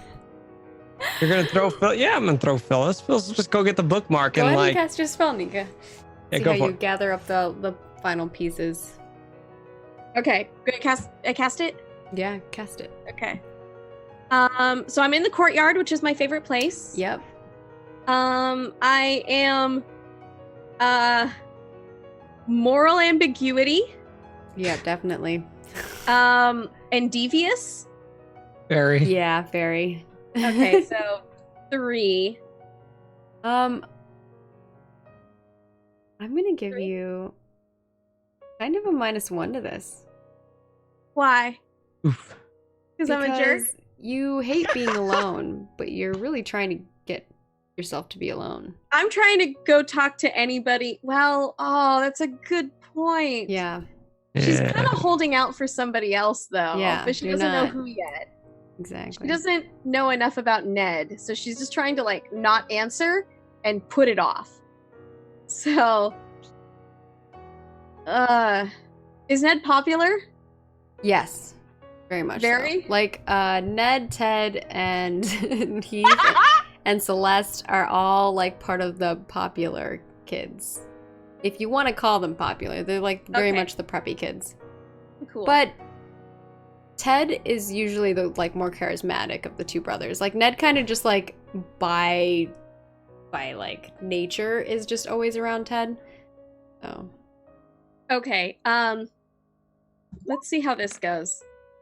16. Yeah, tell us how you pick up the pieces. She waves her hand around and just kind of gathers it all up and has it, like, actually, because it's a success, neatly ordered in her hand. And she's like, oh, wow, how could I be so clumsy? It's okay. And he hands you the book. I got it for you so it didn't fall down. Thank you. See, my head is everywhere right now, but I'll see you maybe on Friday, right? Right. For the meet? Yeah. So the point was that it sort of interrupted what he was asking? Oh, yeah, for sure. Okay, so it did? Okay. It did. He forgot. And then as you walk away, he's like, oh, you didn't answer my question. But you don't hear him. You're already gone. She's kind of booked it. And then he's like walking away and he's like, man, now I gotta figure out how to ask her again. And then she's like panicking. She's like, oh no, oh no, oh no. I didn't think about this. Somebody's gonna ask me on a date. And then Ned's like, maybe I should talk to Ted about this. Like, we just have this like juxtaposedness of like the two of you talking, like having inner monologues. They split and then like look really worried and mutter at each other like, cool. This weird little breakdown of people. Huh. Does Diane have romantic feelings for anybody? Yeah, so Diane is walking away confused about things, and Ian, you're kind of sitting there. You were about to like maybe be like, "Hey, Phyllis, it's your turn to shine." But then you see like everything's fine, and you're like, "Ah, darn." And then you and Phyllis kind of like are chilling, and you see something on the side of the wall where there were flowers once that were there, but all of a sudden that tear that maybe you saw before is ripping open and rippling, and you can see like part of the wall looks like it's different inside where the tear is. And that's where we're going to take a break. Sweet. So we're going to take a short break, and we will return after said break. So thank you all for watching. If you're really enjoying the show, be sure to give us a follow here. If you want to support us in a more monetary means, you can click the subscribe button on twitch.tv/MargaretCrone, and toss us a little subscription there, and you get cool emotes in return. We also have some really cool emotes on the Discord, and we have a Jasper Jinx Academy chat where you can talk about spoilers in it. And last but not least, if you're feeling super duper generous, there is a donation button if you want to donate there as well. We'll see you right after this break. Toodles.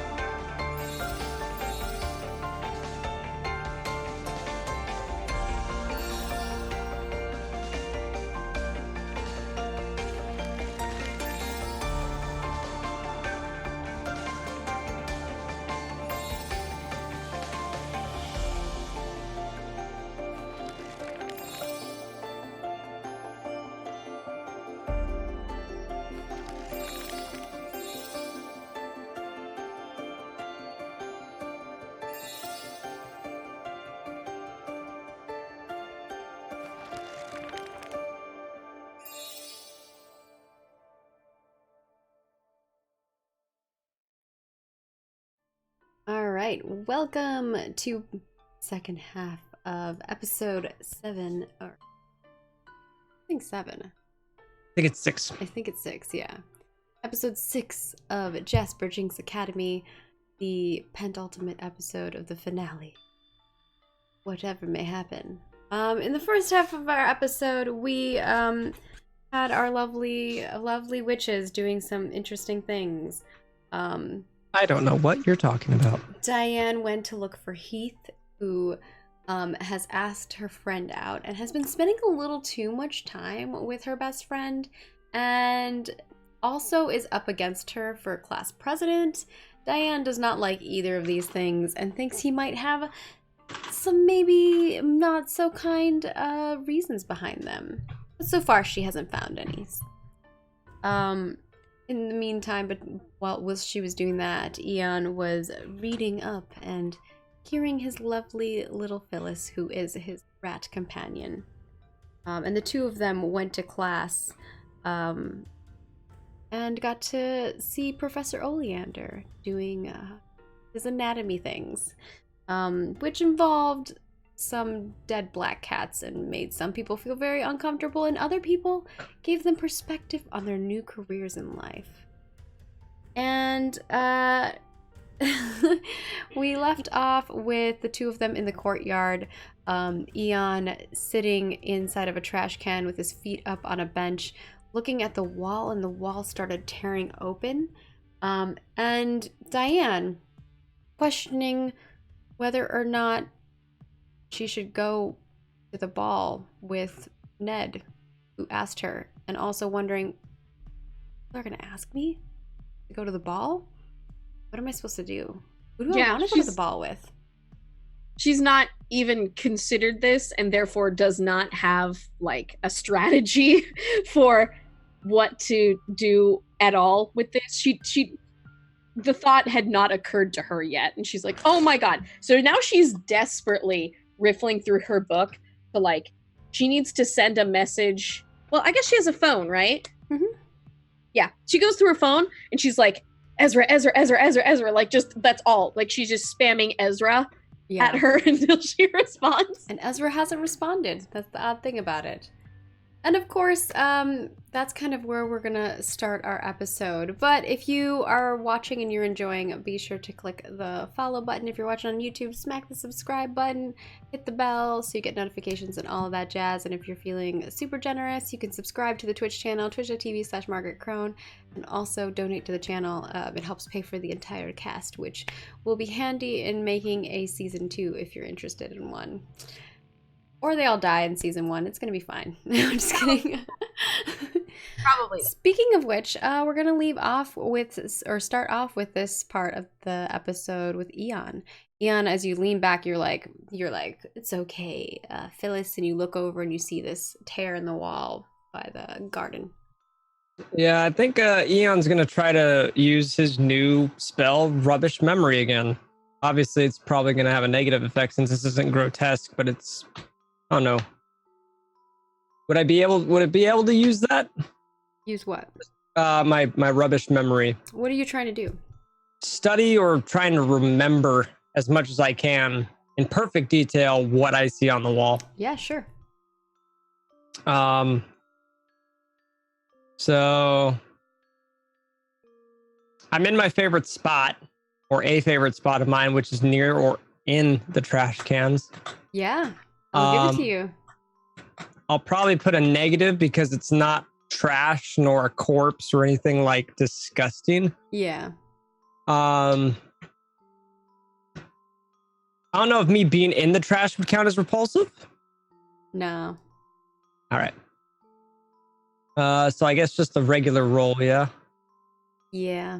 I think that is. The other stuff really applies to what you're doing. What I'm doing, yeah. Yeah. All right. Partial. All right. Yeah, you are trying to remember everything about this. And I think what happens here is that you do remember the tear. You remember where it was, where it's at, like how wide it goes.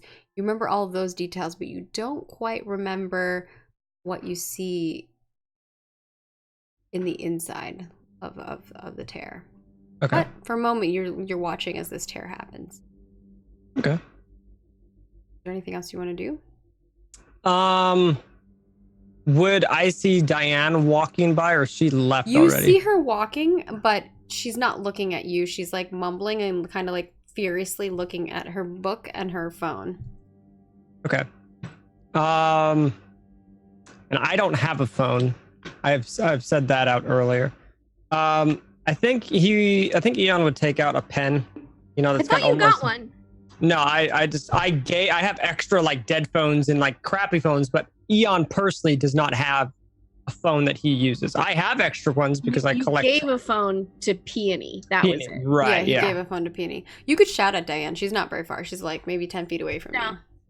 Yeah, so what Eon's gonna do is he's gonna take out like a Sharpie that Cypher has given him and just start drawing kind of on the back of his pizza box notebook, just the shape of this rip, and be like, Diane!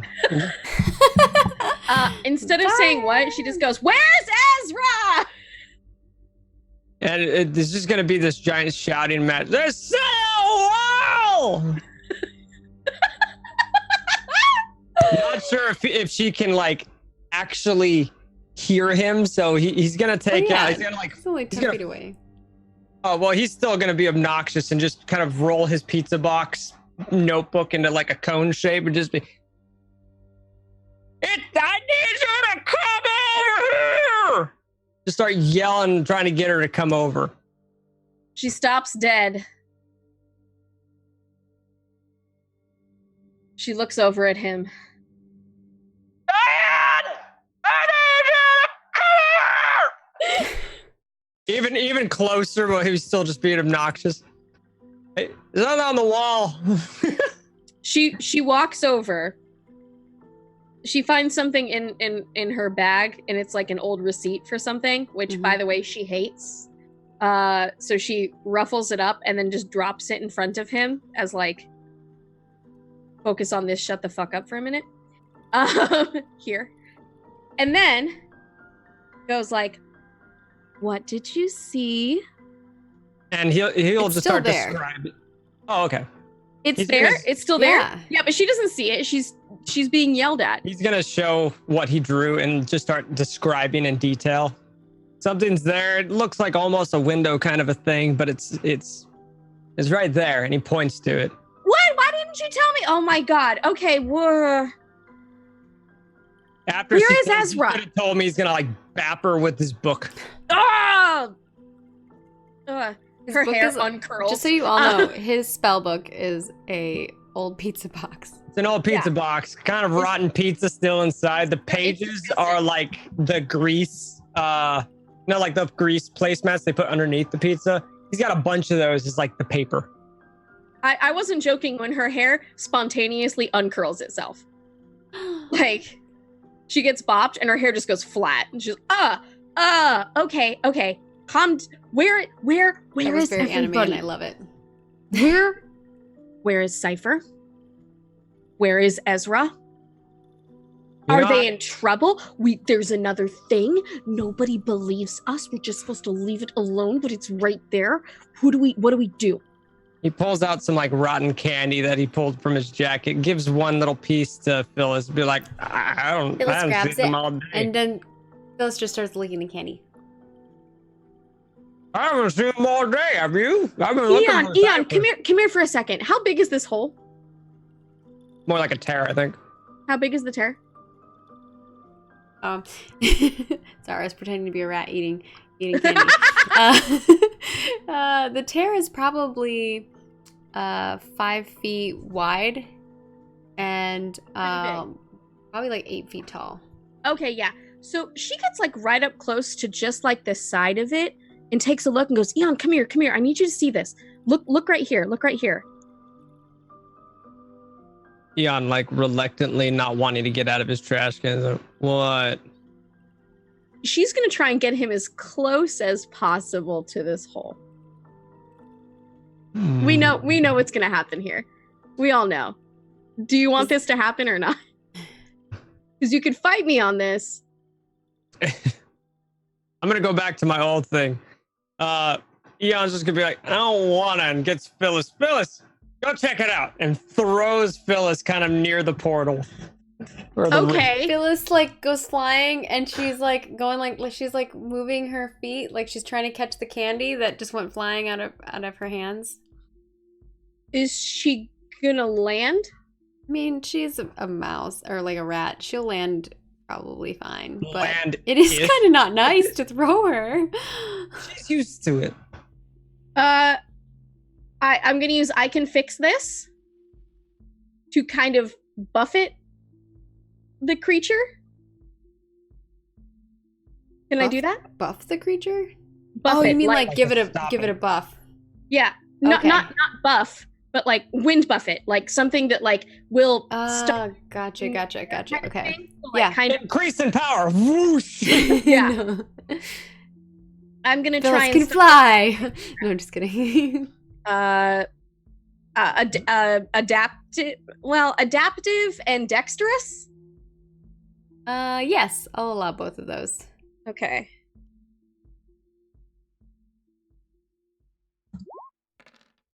Nope. You go to cast this spell, and I think what happens is Phyllis goes flinging even further and goes straight in through the hole. Great, that's kind of what she wanted to happen anyway, so she's but it was ugly. Eon seeing this as Phyllis just disappears, kind of like straightens up. And like, where did Phyllis go? You threw her at a hole. You projected her into it. I did nothing of this sort. You threw your friend? Companion. Companion. Your companion. You threw your companion Eon, like, rat. Furiously, like flipping through his spell book, thinking of what to do. Well, go get her. Eon's gonna use a new spell called the Trash Dive. Called Screw Off Diane. The Trash Dive, I gotta write this down, but Trash Dive is Eon uses a trash can or trash heap that he has near him as not a dive board, but like, you know, launch pad, momentum based thing, and skyrockets for at least 30 feet in great velocity at a single target. Like I don't know about 30 slide? feet, but it'll depend on how well you you roll, how far you can go. If I get like a partial, it'll be like 2 feet. Yeah. Use trash can or trash to propel himself through the air. I'm putting in parentheses at least 30 feet. So I'm about 30 feet or so from this, correct? Yeah, you're only like 10 or 15 feet away from this, but Diana's probably like 5 feet away from it because she's like standing next to it. Okay. You said you walked up to it. I did. I'm like right there. Okay, but I probably stepped like away right when next to a it rat came flying at me. Yeah. All right. So, I think the only thing that I could use is that I like trash and that I'm in my favorite area. But other than that, those are the only two things I think I could use in this thing, because Diane's like talking to me. What's your goal? What's your goal in this? Oh, I'm screaming. To go right through the portal and get Phyllis. You also get a plus then for Phyllis. Okay, cool. Yeah, I just want to project myself as fast as I can with great speed through the portal to get Phyllis. It's not a portal, but yeah. A portal, well, at the rip. At the tear in the wall, yeah. At the tear, yeah. So, okay, so 3. Oh. Tell us what you do. 14 is a success, and that means the witch does the action and gets to tell us how it goes. So Diane's screaming at Eon, and Eon just takes his. I don't even have like a prop to use. He just starts flipping through his book and just. Oh, okay. Starts reading the incantation, and he's about to finish. Hops up on the trash can, readies himself, and then just shoots off with trash just kind of flickering behind him. It's a magnificent spectacle. Okay? One of my personality traits is elegant. Okay, so it looks gorgeous. Elegant. It's gorgeous, yeah. I'm soaring through the courtyard. There's like a little trash pile, like a little trail following behind you. Yeah. Like And I just trash. soar, and I land perfectly in through the tear. And upon it, I do a somersault, capturing PHILLIS and pocketing her into my jacket. Yes, and when you go in there, Diane, you can't see him anymore. No, Diane's just stricken. Like that was great. The tear closes, and she says, "Cool." Diane is standing there with the tear closed. Ian, great. You look around. It's okay. Dark. You can see up in the sky, the 2 moons are there. But the sky looks different than normal. You can see creatures flying in the sky. They look skeletal, like long snakes. Ooh. Weird like skeleton bodies kind of swarming through the sky. And around you is that same courtyard that you were in just moments ago, but there's spider webs everywhere.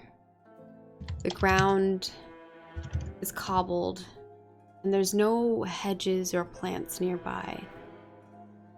The benches starts clapping. He's like, "This is so cool." Yeah, the benches that once were there are no longer there. Are the trash cans? The archway that is there looks very gloomy, and the sign for Jasper Jinx Academy is dangling. Are the trash cans still there? No. Oh. Is there any trash nearby that Eon can see? No. Okay. Eon would old and dusty. Well, there's dust, I guess. Okay. Eon would like is it like mounds of dust or just kind of just no, it's like just like a thin layer of dust. Okay. Eon would kind of not even dust himself off. He would kind of stand up after pocketing PHILLIS and kind of mumble to himself, "Where have you gotten us into now?" And he would just start roaming around, kind of like heading back. As you walk forward, you hit something. Diane, you feel like something hit you. Jeez, God, what was that?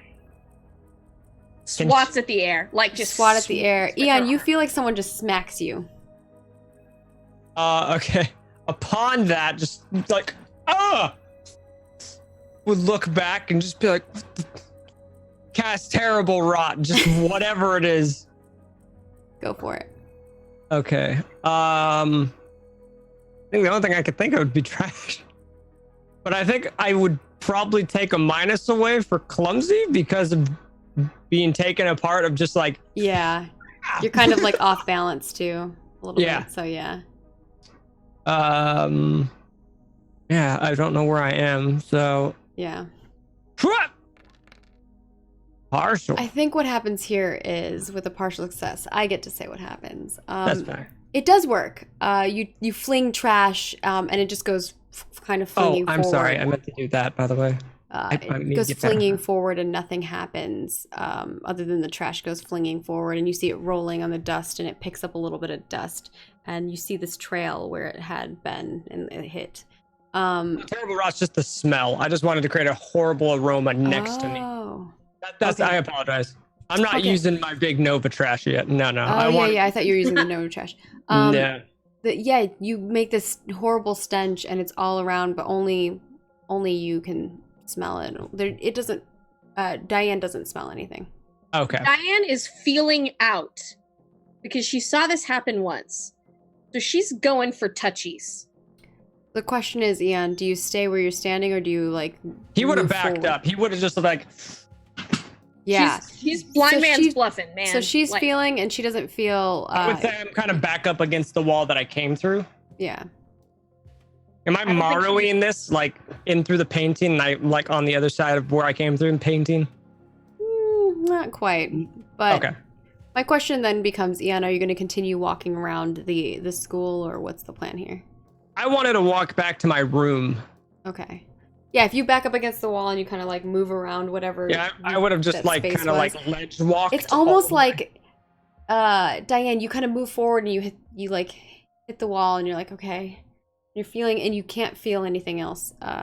We're gonna first stick with Eon and then we'll come back to Diane. Yeah. And you're gonna start walking. As you start walking through this courtyard and you're gonna go through the doors that take you to the rooms. You put your hands on the door and you go to kind of move the doorknob and it won't budge. And you hear this voice go. Eon would just mock it. Just at like a louder tone. One of the doors works, one of the doors doesn't. Which one is it? Eon would just be like, I know the answer. He would jump up and kick both of them at the same time. Falling straight on his butt, but like feeling accomplished that he probably... Yeah, you fall on your butt and it just laughs again. It's like, you're funny. Did that work at all? Did one of them like open up or no?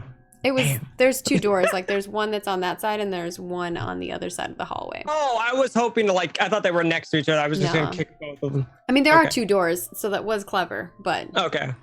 Yeah. Eon would, as he's like just laying there, he would just be like, who are you? Where are you? Do I not? I am who I am, and I'm where I am. Does my stench not offend? But are you who you are, and are you where you are? It would just be like, yes, I think. Very confused. Maybe I keep you around. You're kind of fun. The other one was boring. Ask the same questions over and over. Eon just kind of still laying there, be like, have you seen my friend Cypher? About this tall, and he's kind of like measuring like on his own self, but like implying height. Plays on a computer thing, lights up, talks a lot, drinks a lot of zombie juice. I'm trying to think of like Monster, but just zombie energy. She's I've been looking for her. Lost and found. Where could they be? I don't know. Your friend I don't see. I don't see her either. Getting frustrated. I don't see her either. Where is she? Just yells at the spirit. I love when everyone gets frustrated. It makes it that much more fun. Eon would just get up and walk to each door and try to budge it open. Kind of almost ignoring the spirit at this point, but not knowing that she's still watching him. Yeah, whenever you open the door, you step in through the door and now you're back in your normal school. It's no longer this dark, dusty room. It's the hallway of the school, normal. And Diane, you're like looking around, you're struggling, you're probably texting Ezra, freaking out. There's a reason why she's not texting you back, by the way. You're freaking out, texting Ezra, and you turn and you see the door open and you see Eon standing in the doorway. Is it like a normal room behind me? Yeah, you turn back around and you can see the courtyard now. Oh, okay. What the hell is this? What did you just do? Sup? What happened? A really like lame tone. Just be like, sup? Says it again. Cool. What happened? Sup? Okay. Oh, poor Eon's like in shock. Eon would just like try to annoy her, be like, it wasn't funny what you were doing to me just a second ago, thinking that it was kind of like her playing a prank. Oh, she goes to the trash can and fishes out like a can of something, like a half-finished can of soda, and then just sort of gently brings it over and goes, here. Like, try this. Maybe this will help. Eon just kind of like, is this another one of your tricks? You literally saw me take it from the trash. It's definitely trash. Fine. Fine. She drops it on the ground. He scurries to pick it up. Okay. You went through the weird thing. You know that thing? Yeah, the one you sent Phyllis through. Phyllis pops up and just like... Phyllis like pops up, nose wiggles, points, and then is like... And then hides again. I want Phyllis to like specifically hiss. Oh yeah, Diane looks extremely proud. She's like, yeah, that's true. I totally did that. But really, though, what happened in there? I thought you were... It was like an older future Jasper. You saw the same thing that I did, but that's not right? Like, even if it was old... You were the one behind it. I heard a creepy girl voice. Cool, so to me... Rhymed. To you, I'm just a creepy girl. Have I ever rhymed at you? Tell me this. I wish must be true. Yeah, I'm just kind of like looking like... I don't trust you.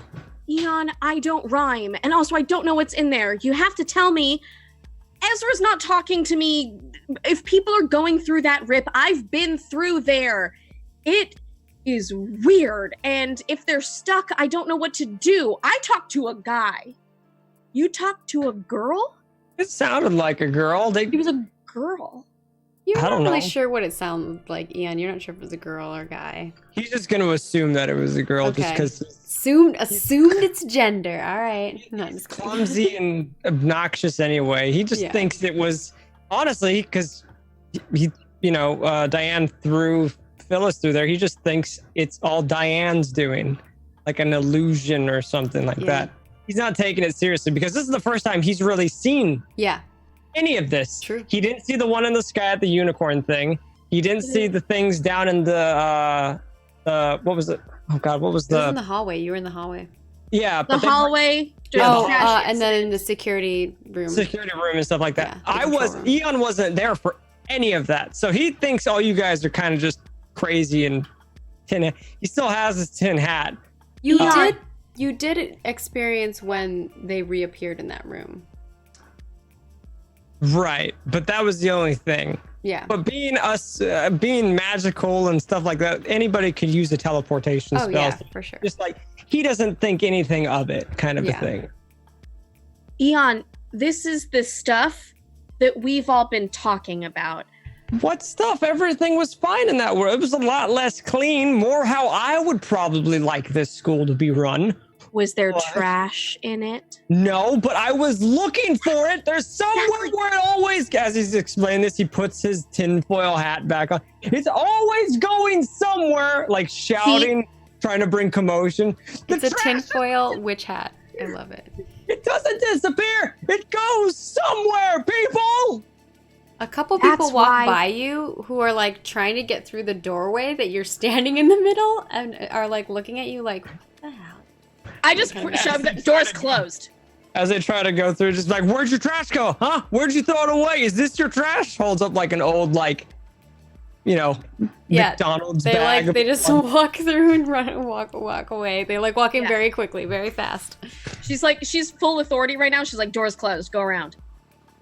Yeah, they'll go around then. Yeah, and then he's just yelling about trash again. And she coaxes him back to the trash because she doesn't want to touch him because I know that he would be very upset because she is clean and that is rude. So bring them back. This is a really funny yin-yang situation though, isn't it? It very much is. Just a very clean person. Also, the two of you and the way that you handle things is so very different from the other people. It offers the trash, sits down on a bench next to it. Eon would just briefly describe everything that he saw and went through. He would explain the voice, as much as he can remember of what was said, how there was a room. Do you want to do your trash memory thing again? For funsies? No, because I don't think I used it in there. And I was thinking about how I would have liked to use it in there, but I don't think anything would have pertained. Okay. Knowing Eon, he wouldn't have done that. He would just explain it was dirty. It looked like because I'm sure we've watched movies of apocalyptic kind of things. He would explain it in that sense that it was old. There was no one around. There was skeletal creatures, and those he would describe in great detail because of anatomy class and his love for that kind of stuff. But like he would they had the 4th vertebrae bone, but not the 5th. It was weird. But yeah. She's processing this and fully believing it. And she goes, "When did you last see Cypher?" I actually asked the creepy spirit girl that same question. I haven't seen her in but it seemed like it's only been like a day since we've seen you the saw her yesterday. I haven't seen her since yesterday. You saw her actually, no, you saw her this morning when you woke up. She was there before she went off to her first class. But I've been looking for her. She went to see Ezra. Okay. Because they had class together. Yeah, I've been looking for her all day and I haven't found her. I stayed even for her lunch because her and I usually just chill in our room. She usually plays music and plays games or something on her laptop thing. See, I haven't seen Ezra either. Sorry. You saw Ezra this morning, and then you but then left. After that, she's been gone. Yeah, you left. You left the room before her because you had some things that you wanted to do before class, and you haven't seen her since. And I've texted them both. I've sent messages. They're not responding. They're not here. Cypher posts on Instagrimoire like every 2 hours. Whether she's in class or not, nothing has come through. You looked at the at Instagram Grimoire, and the last thing you saw from her was actually a picture of her plant. And it's like you actually see another person that's back there. You actually see what's her name? Peony? Peony in the photo with the plant. That's the last upload that you see from her. Was that today? Yeah. Where are they? I think they're in the creepy hole. We have to figure out how to get in there. No, we don't. No, we should stay out here and try to save them from here, from here. We can't talk to... Eon just walks away as she's doing this and just goes to look to see if the rip is still on the wall outside in the courtyard. Yeah, Diane is still freaking out. Yeah, you walk up to the wall and you are looking at it, and it's not there. Mm.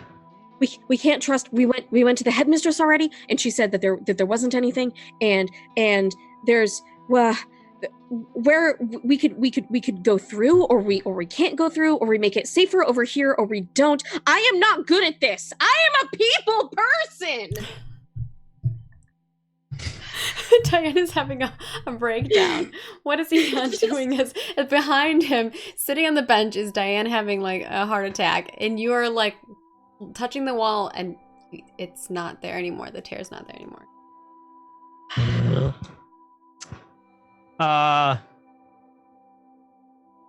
Okay.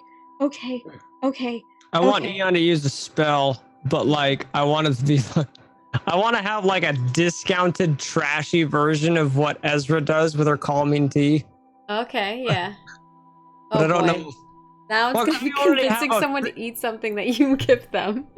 It would look pleasing to them, but it'd be an illusion that it's not actually something good. But I don't want to do that. Oh my god, that would be so funny. Eon would approach Diane and just put his hand kind of on her shoulder and be like, "We'll find them. Don't worry. If I know Cypher, she's probably charging her computer or looking for the Wi-Fi." Here's what's strange though. It was something about, and she's trying to remember just as much I'm trying to remember what that guy said. It said something about swapping, trapping us in there. So if we go, then we're trapped, and someone might come through. Someone was already trapped there, maybe. So we need to open it for our friends, but not get trapped, and also not that guy, because he was a piece of work. Let me tell you what. I'm just looking extremely confused now.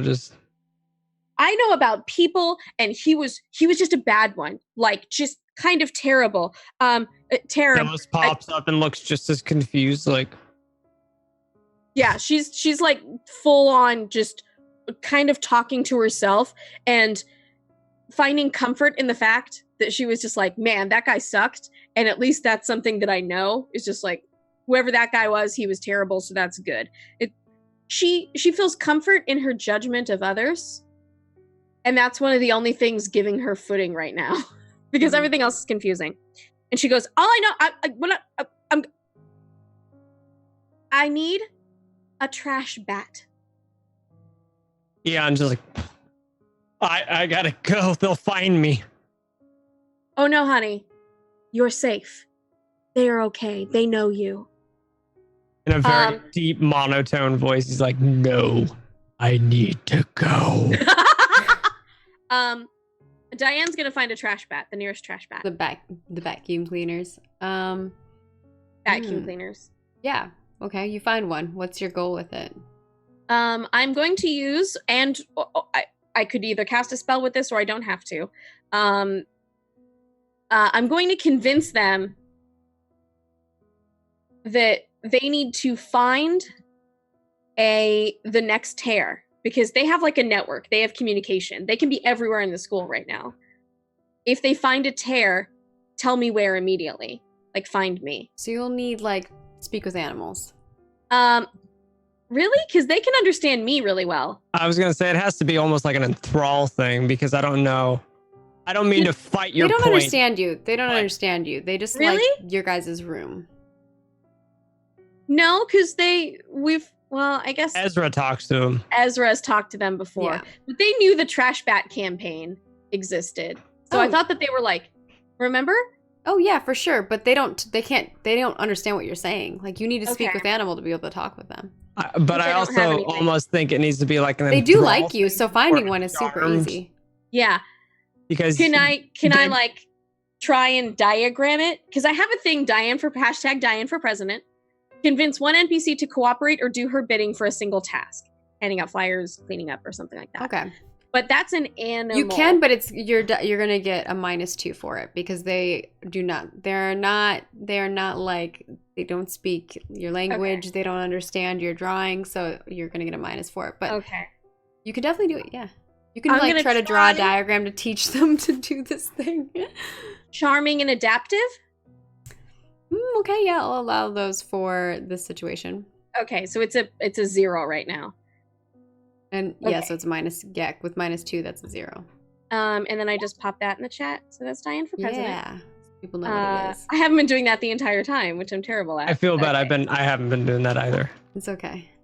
Ooh. It almost worked. Ooh. I think with a partial success,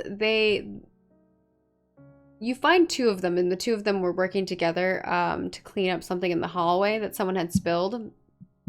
And you're drawing this thing. Are you drawing it on like a whiteboard, or where are you drawing this at? Like straight up on the wall. In her book. Oh, okay. So you're drawing this in your book, and the 2 of them are like kind of floating, like with their little tiny wings, and they're like big. They have like big balloon bodies and tiny little wings, and yeah, they're kind of chunky. And the 2 of them with their like little pig noses kind of like look, and they're like sniffing it, and like how they hear and how they like sense things is not through their eyes, so it's really difficult for them to understand. And then the 2 of them kind of like put their little hands on it, and they're like touching, and then they're both looking at each other, and then they both sniff each other, and then they both look at you and they nod. Okay, she tries to she takes the paper and then makes a little tear in it and opens it.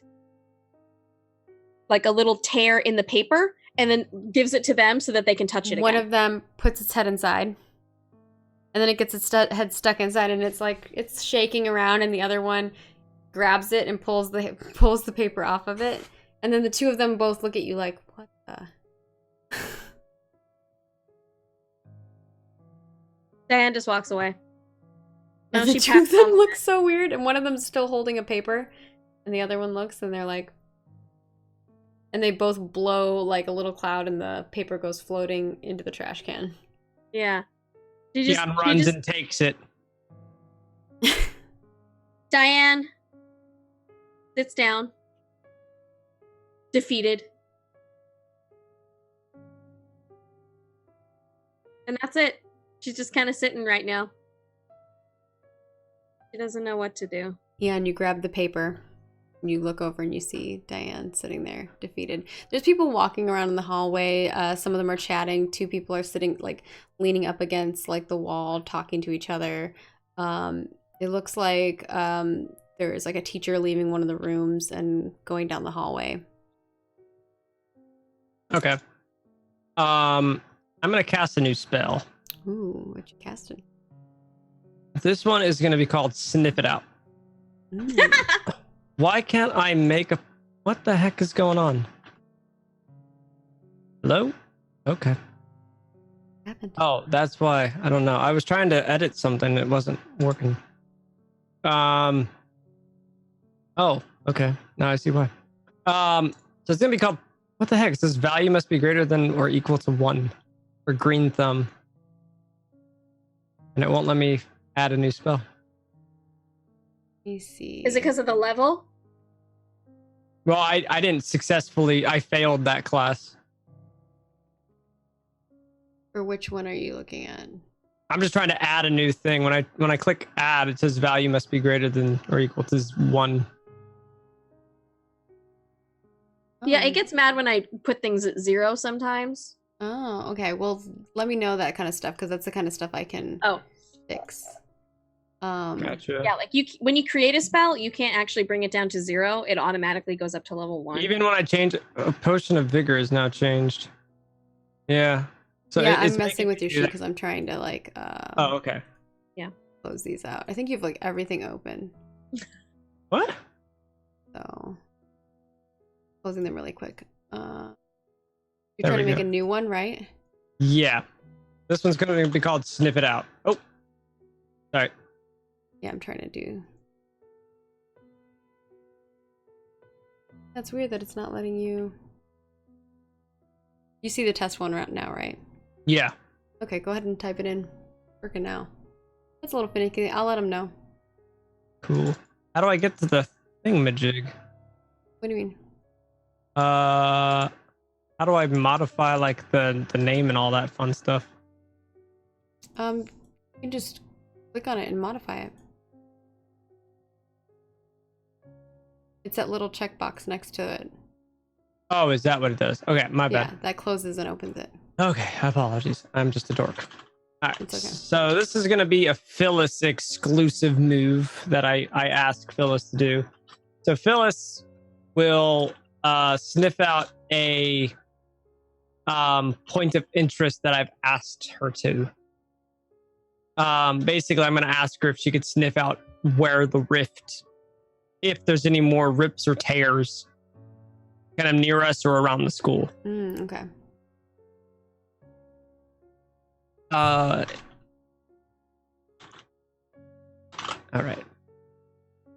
Boom. So I will just plop that in the chat, and then I think I get a +1 just for her and I's friendship. Other than that, I don't think there would be anything else. Yeah, I think that's true.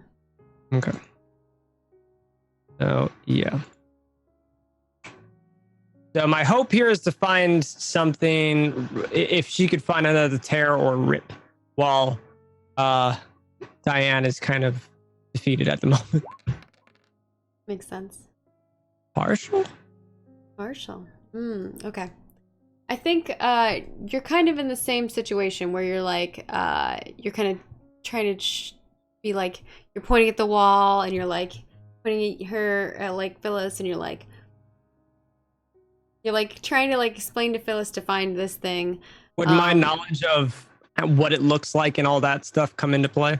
I mean, and PHILLIS has been there, so I think like you're just trying to explain it to her. I don't think she quite gets it, but you let her go, and then she kind of like looks at you, and she's like, and she kind of scurries off. And I think it's like both the vacuum cleaners and the rat are both kind of running around looking for this thing that the two of you have kind of told them to go look for. And so you come back into the hallway and you see Diana still sitting there. Okay. Diane gets up, walks to the herbology class. What was it? There is an herbology class, yeah. Yeah. Here's me crossing my fingers. Within that classroom, is there a plant that might be very long and tendrily and possibly rope-like? Yeah, probably. Cool. Can I take it? I'm saying, can I? She's gonna just take it. Yeah. This whole thing, she's gonna wrap around her arms and just gather this thing, take the pot with her, and walk out of the room. All right. Roll me your stealing a plant. Stealing a plant. How She's well not this even goes. being sneaky about it. She's just taking a thing. Sometimes by acting with purpose, it is almost Yes. like stealth. Moral ambiguity, devious, dexterous? I think all of those will apply. Would I be going with her? Or can I go with her? I guess is the question. You Up to you can. two. She's not telling you anything. She is like dead in the face. That might hinder her if you do go. And why? I appreciate her because she's devious. True. But you're also clumsy. Yeah. I'm just doing I it guess- normal. Partial success. I was gonna say I probably wouldn't have gone into the classroom with her. I'd probably just be like, I I don't think what want happens is, okay, if you're not all the way in the classroom, Ian, you're like No, watching. I would be in the hallway looking for Yeah, trash. you're watching guard, looking out in the trash, and Diane, you get to the doorway almost with the plant in your hand, and you hear the little slapping of Miss Professor Del Astra, and she's like, "Why are you taking that?" Diane is like creepily dead in the face, right? She just turns and goes, "Nobody believes us, and I have to save my friends now." And she moves to just walk out the door again. She kind of looks, and she's like, she just is confused. Yeah. Why you just took her plant. Or that, why you took her plant, because no one believes you. No one believes me. I have to save my friends now. Like, this is not a thing that Diane does. She's not a hero. She doesn't even believe half this stuff is going on. She's there to make sure that the heroes are better. She's a support character. Like, literally. Oh, for sure. Yeah. Like, this isn't supposed to come down on her shoulders, but her friends are maybe dead or trapped in a void pool, and she is so far out of ideas that she is literally going to take a plant, throw part of it into a hole, and just hope it catches one of her friends. Like maybe, like some kind of rope. Diane walks out of the room, and the door shuts, and it says, "Goodbye, Diane." And Ian is standing next to a trash can and sees Diane carrying this large plant, and the two of you kind of move forward, and I think, Ian, you go to say something, but all of a sudden you're frozen and you can't move. Diane, you're holding this plant, and you're looking at him, and you can't move, and the two of you are just standing still, and time is standing still, and that is how we're going to end this episode. I gotta say, I absolutely love the doors. It gives me a guardian or not. Was it? Oh my god! Why can't I think of it? Game or book? Both. Not a game. Hitchhiker's Guide to the Galaxy. Yeah. That's what I was thinking. Yes. It's specifically just the herbology door that talks to everybody whenever you walk in and out of the room. It's been a pleasure opening for you today. It's because it's made out of like a living tree. That's why it's pretty cool. Mm-hmm. The herbology room is probably my favorite. It was the most fun to describe. It was so beautiful. It's so good. I love it. And so as you may have figured out, last episode ended with the time stopping and everyone frozen in place. And so that is also how this episode is ending. Oh, I was hoping Cypher and Ezra and them are stuck in the upside down. Or they whatever. Totally are. In Diane's mind, they definitely are. They're not texting her back. This is impossible for both of them. There is a reason why she's not texting you back. Does she hate me now? No. But Cypher hasn't posted either. See, they're dead. I would like to think that in this Do you want to know?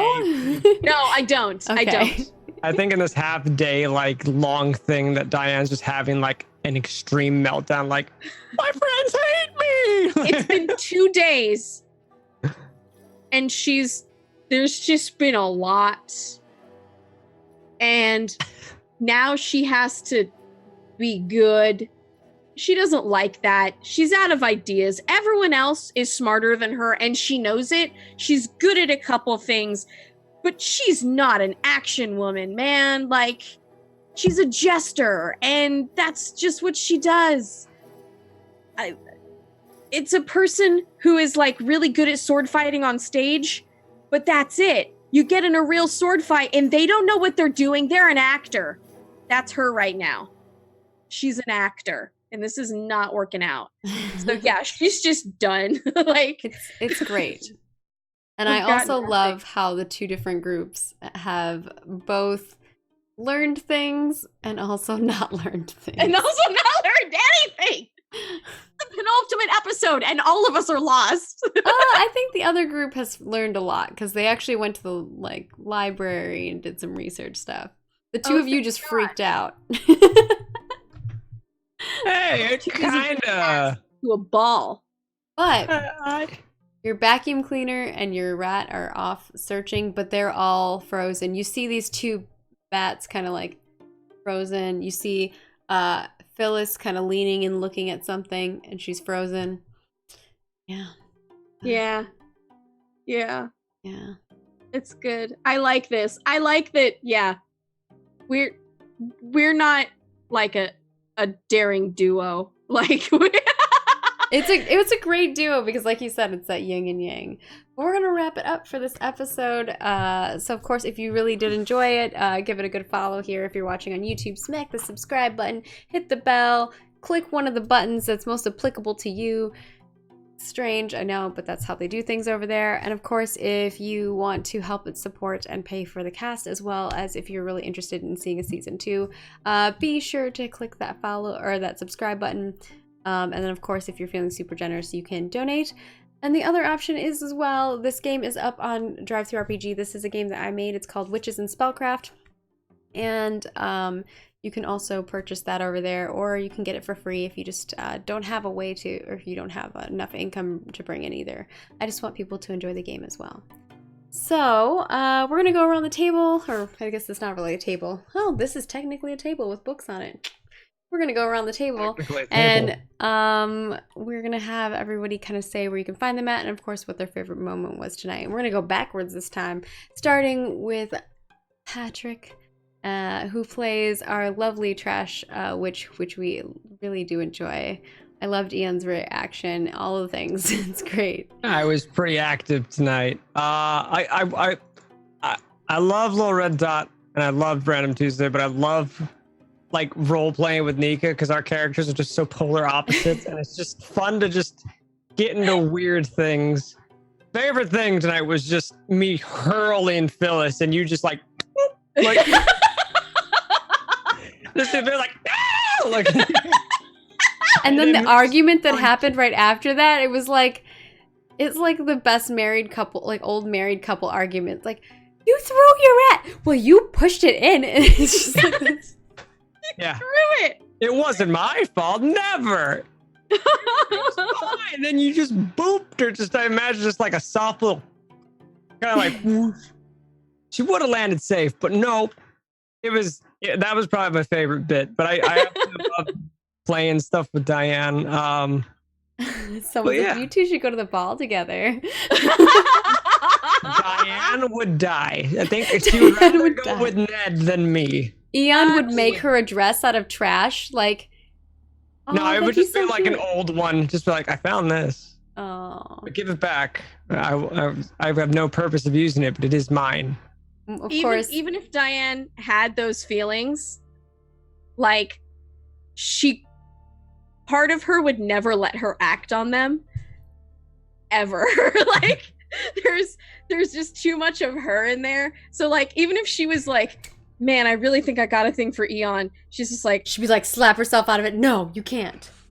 This would ruin everything. So it would be even worse than trying to figure out the whole Ned situation. Like, and that's pretty bad on her right now, because again, her friends might be dying. She relies on Ezra for so much, and Ezra is the caretaker for you all. Yeah, it's a lot. Also, I'm gonna put in my 2 cents. That also was my favorite part.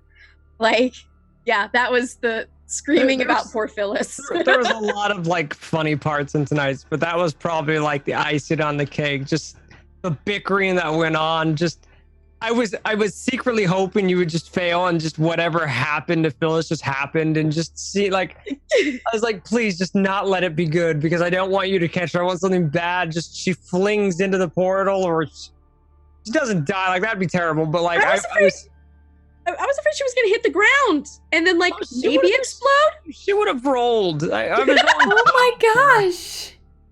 I don't know. I was afraid of a lot of things with poor Phyllis. And of course, Patrick, where can people find you at? And what are you doing? What do you got going on? Anything cool? I might be selling my YouTube channel apparently. Oh, yeah. But you can find me on YouTube at Patrick Static without the I in Patrick. I stream pretty often on Twitch. The last 2-3 days I haven't, because it's been like 100 degrees in my office. But I've been getting back into Minecraft a lot recently, and I got a bunch of games like Sinking City and stuff that I've been playing. But play a lot of variety stuff. Yeah. Awesome.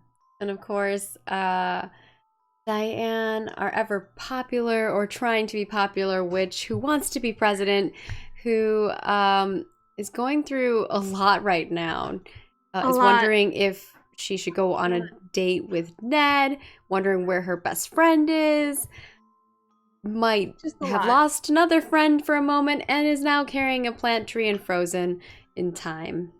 Tell us, Nika, how are you feeling today? What you got going on? And what your favorite moment was tonight, or another favorite moment, I guess. I'm going to addendum that the entire courtyard debacle with all of the screaming was my favorite part. As soon as we got to the courtyard, pretty much everything was golden, and it was also the worst. That was like that was like 80% of tonight's like cast. It was just all in the courtyard. Extremely anime, like my hair going flat when you hit me with your gross pizza box. Like these little moments of just constantly screaming over one another when there's people around, but we're straight up losing our shit. Like, it's just constant. It's so good. And I love that like Ned asks you out. You're like, as I'm saying, you're like, no, you're not. No, you're not. No, you're not. I was like, no, I'm like, he is. He's for sure. Because I hadn't thought about it yet. I was like, oh my god, someone might have a thing for Diane. Oh no, this is not great. Diane like gets that a lot, maybe, because she's trying to climb that social ladder. So someone's like, you're nice to me, you're into me, and I'm no. So that's what I'm kind of thinking about. I don't really know what that's going to be like, but just the entirety of that was a great time, and as ever, it's always delightful, and again, really fun dynamic tonight, Patrick. So that was like, I love our characters together just being absurd. You can find me on Twitter at Nika Harper. And I want to do a little plug for some stuff coming up, because I'm probably not going to, because it's going to be the ultimate episode next week, and I know that. So there's going to be a lot of stuff going on with GDQ in the next month, but more particularly, I'm very much looking forward to a thing called Frame Fatales, which is a women's speedrun marathon. So you're going to see women producers, women hosts, and women speedrunners who play video games really, really fast for your entertainment over a 24-hour period. So 24 hours a day for 5 days. It's going to be super, super crazy. It's called Frame Fatales on August 18th through 22nd on the Games Done Quick Twitch TV channel. And I am going to be doing some hosting and a lot of stuff for that. We did it a couple months ago. It was so much fun. And it's just one of those things that I feel very, very strongly about, and thusly I must promote out.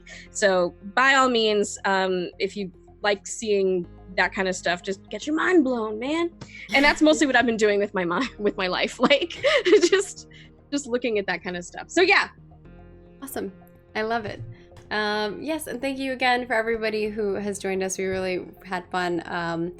There was like an opportunity where I was like, oh, do I just not have this episode? But I was like, no, we got to know what these two are up to, because oh my gosh, this dynamic, I had a feeling was going to be absurd, and it turned out to be gold. So I'm very happy.